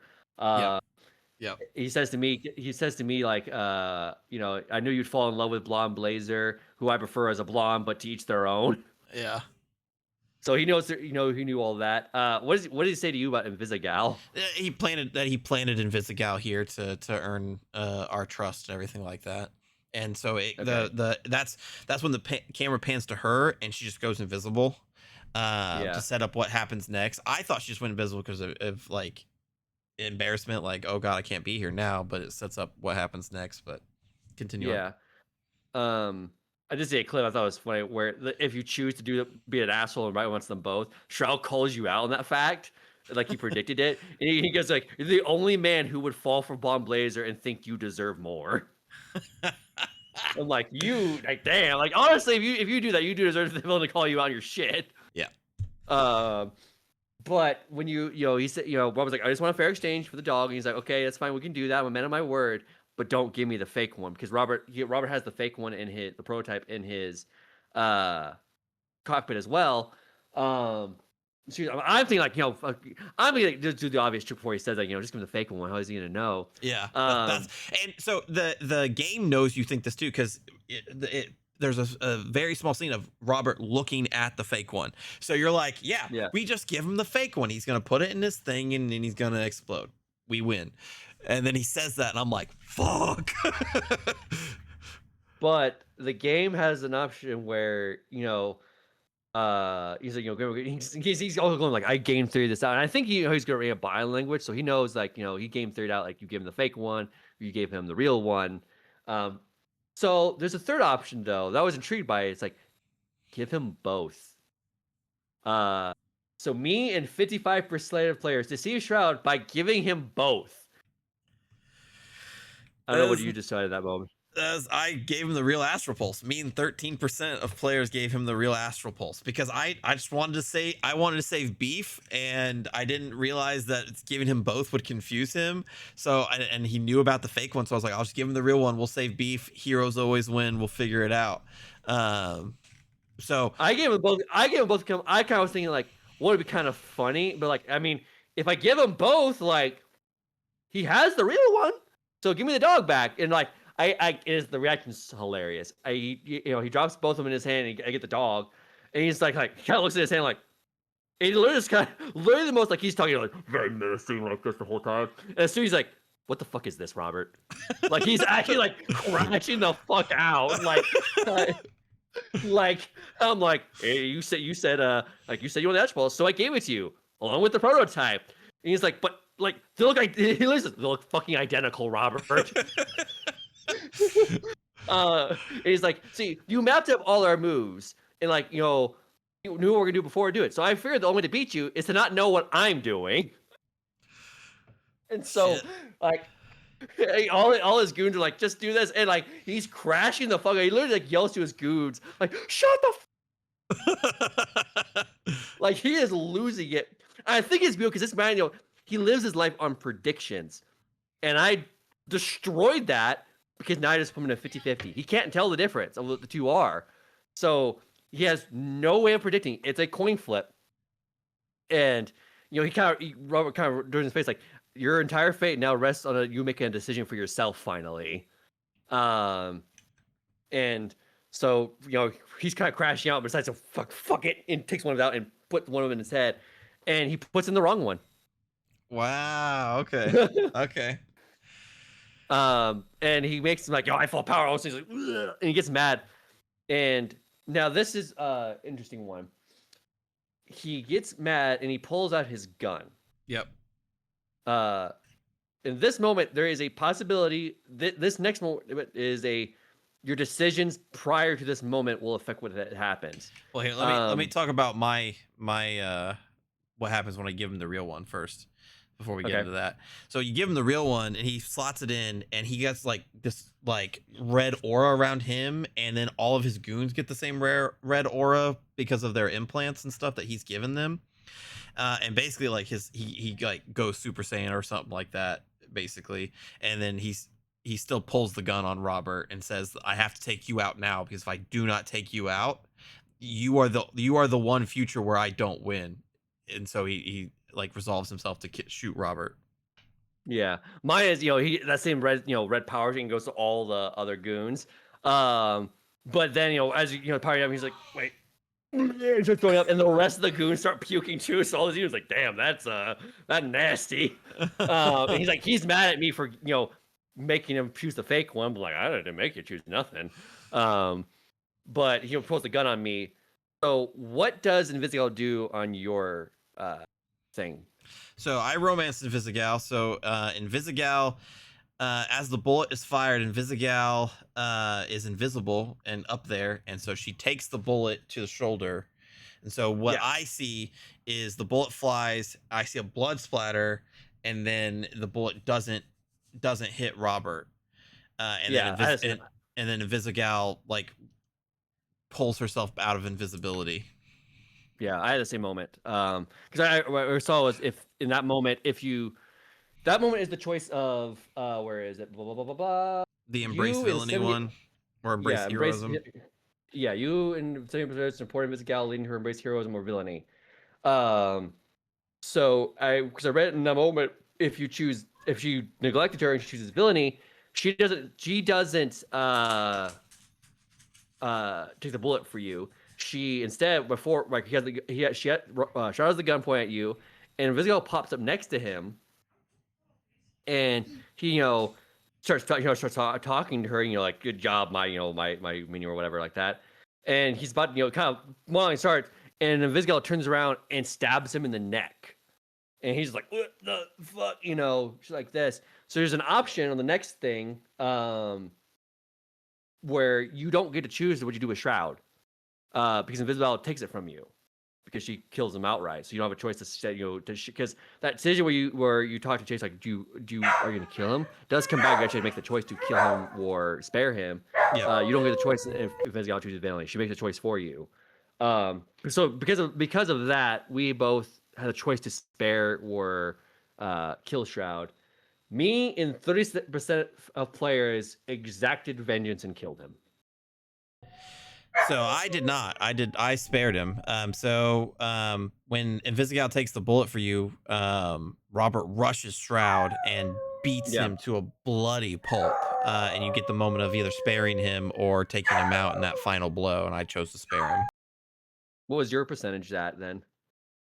Percentage for sparing him, 37%. And then Okay. that played into me keeping my word with Chase. You and 49% stayed true to your word and did not kill Shroud. Mine was me and 25% of players weren't sure what to do about Shroud, but decided to kill him. And I kind of landed to the one thing is like I like obviously the game's about redemption and stuff like that. You know, Visigal. I mean, I redeemed Visigal and stuff, but there is also to me a line of you have to want it, and I don't think Shroud wants. And obviously the story does mention like Shroud has broken out of prison before, and I think I went with the logic of I think if he lived he would do it again and again, and he would just keep harming people. And it's like I kill him now and save lives after, or I can spare him and risk him continuing on a rampage in the future. I honestly probably would have killed him if I didn't make the promise to Chase that I wouldn't. And that's valid. That's valid. And I mean, I guess also in our respect, because I mean, I mentioned earlier, like your favorite superhero is Spider-Man, mine is Batman. I feel like between those two characters, Spider-Man has a bit more pungentness on the don't kill. Like it almost is unquestionable. Yeah. Like it's never brought into like why don't you kill? Whereas Batman, that's actually a big question a lot of time for him. Is like why don't you do it? Yeah. So because of the more that philosophical nature is more of a question in my superhero. Like so, in a sense, I feel like that those, in a weird sense, are subconsciously affected our decision in that moment. Yeah. You're probably right. But yes, my thing was just I couldn't let him harm more because Yeah. I felt like he was going to continue to do it. So how does Blonde Blazer and the rest of Z team like react to you killing him? Most of the Z team doesn't give a fuck. Well, yeah. Like they're just like whatever. Chase actually's fine with it. Hmm. Like because obviously in the after effect he's being that same interview thing you saw. Yeah. A reporter says to Chase that so the reports are that a random dispatcher was the one who killed Shroud, and he goes, "Well, I can't corroborate that story, but that motherfucker Shroud deserved it." So yeah. So mine is a little bit different. It said like a random dispatcher stopped Shroud, and Chase was like, "Yeah, that's yeah." That motherfucker did it. Basically, is what he yeah. said. So, yeah. So Shroud's Prison, taking down. Oh. when is it in that moment where Chase is interviewing though, and I do it. Prison in the background just shouts, That's pretty funny. Yeah, so the day is saved. The fire crews rush in to put out fires at SDN and stuff. Invisigal is wheeled out on a stretcher. So for me, I kissed her, like thus locking in the romance. yeah. I didn't, so that didn't happen. But we kind of like, I did wave her goodbye, when she's getting put into the stretcher. I said, let it, how it goes. Gave her hand a squeeze, and I do like the scene where I do actually like in this that I was mentioning in episode 4 a fandom split in two for the Blonde Blazer and Visigal fans, but they didn't like the characters didn't hate each other. Like Blonde Blazer's actually like rooting for Visigal, like hey, there's a place for you here when you're Yep. come back. And then Blonde Blazer, Mandy walks over to another car somewhere, and then you have a choice to forgive Coop or let her be arrested. I chose me and 4% players decided to welcome her back into the Z team. Yeah, I did as well. Mine's me and 69% of players. So Strange. I wonder why mine's not updated like that. Oh well. oh, I don't know. And then I go to the car. And I talk with Mandy about stuff. She asked me about how I feel about killing Shroud. And I say, she asked, do you feel better? And I think the right answer was like, no, I don't. Like, it's one of those things of like, I did what I felt had to be done, but I don't feel good about doing it. yeah. I mean, she's just like, okay. But you talk, and then, Robert asks, like, what are you doing after this? And she's kind of like, is this your way of, are you asking what I'm doing after all this going on? And it's like, well, no, it's more of just trying to avoid, asking you want to make out later. And they start kissing on the car. So I get the kissing on the car achievement. So me and 23% of players fell for Blonde Blazer. And then that's kind of where, it wraps up and all that stuff. Yep. As we've spent a lot longer as review than we thought we were going to be. As you can tell, we love this game. Yes, yes, a lot longer than I thought, but that's okay. We both love this game. It's incredible. And so the best part about this kind of spoiler section is, there's a lot more choices than what we covered, and there's a lot more options than what we covered. So even if you watch to the end, still go out and play it because you can make different decisions, or you can walk the same paths that we walked, or change it up, find mixture of your own and ours, whatever. That's the beauty of this game. There's so many choices to choose from. So you said multiple times you're in the middle of another playthrough. I'm planning on doing another playthrough because it's there's more to see, there's more to do, and it's just been absolutely wonderful. I mean, we both gave it a perfect score. Our first ever game of the culture. Yeah, first ever game of the culture. Barring a fact check, it's the first one. I'm pretty sure it's the only one so far. So yeah. But yes, this game is incredible. It is just like you. This would be in my top games. If you put me on the spot and asked me for a list, this one would be somewhere towards the top. I don't know that I'd say in the top 5. That would be hard, but I'd probably in my top 10 for sure. But no. Fantastic game. As I definitely as I said, I haven't felt this way about a game. Said like almost to the point where, like I'm almost like obsessed with the game. Like I just love all these characters since Persona 5. Yeah. And that's it's a high bar because I fucking love Persona 5. That's a high bar. So yeah, no, there's people are talking about it. If you watched the end of this review, thank you for watching. This is close to a 2.5 hour review. So like, thank you for watching this far. Yes. It doesn't tell you anything. This game is phenomenal. Yes. Yeah, we're creeping up. I think this was longer than our Metaphor review. We both love that game. Both of us love Expedition 33. Pretty sure it's going to be longer than that one. Just because there's a bunch to talk about because this game is so good. So please play it. Support Ad Hoc. They deserve it. This game deserves all the love. Hopefully it gets some noms on Monday for Game of the Year. We will be right there rooting for it, I'm sure. So as Nick said, thank you for watching till the end of the video. This one's a long one. We love this game. Please go out and play it. And if you do, let us know in the comments. Invisigal or Blonde Blazer? Kill Shroud or spare Shroud? Why is Beef the greatest video game dog ever? Let us know in the comments, and we will see you in the next video. Adios.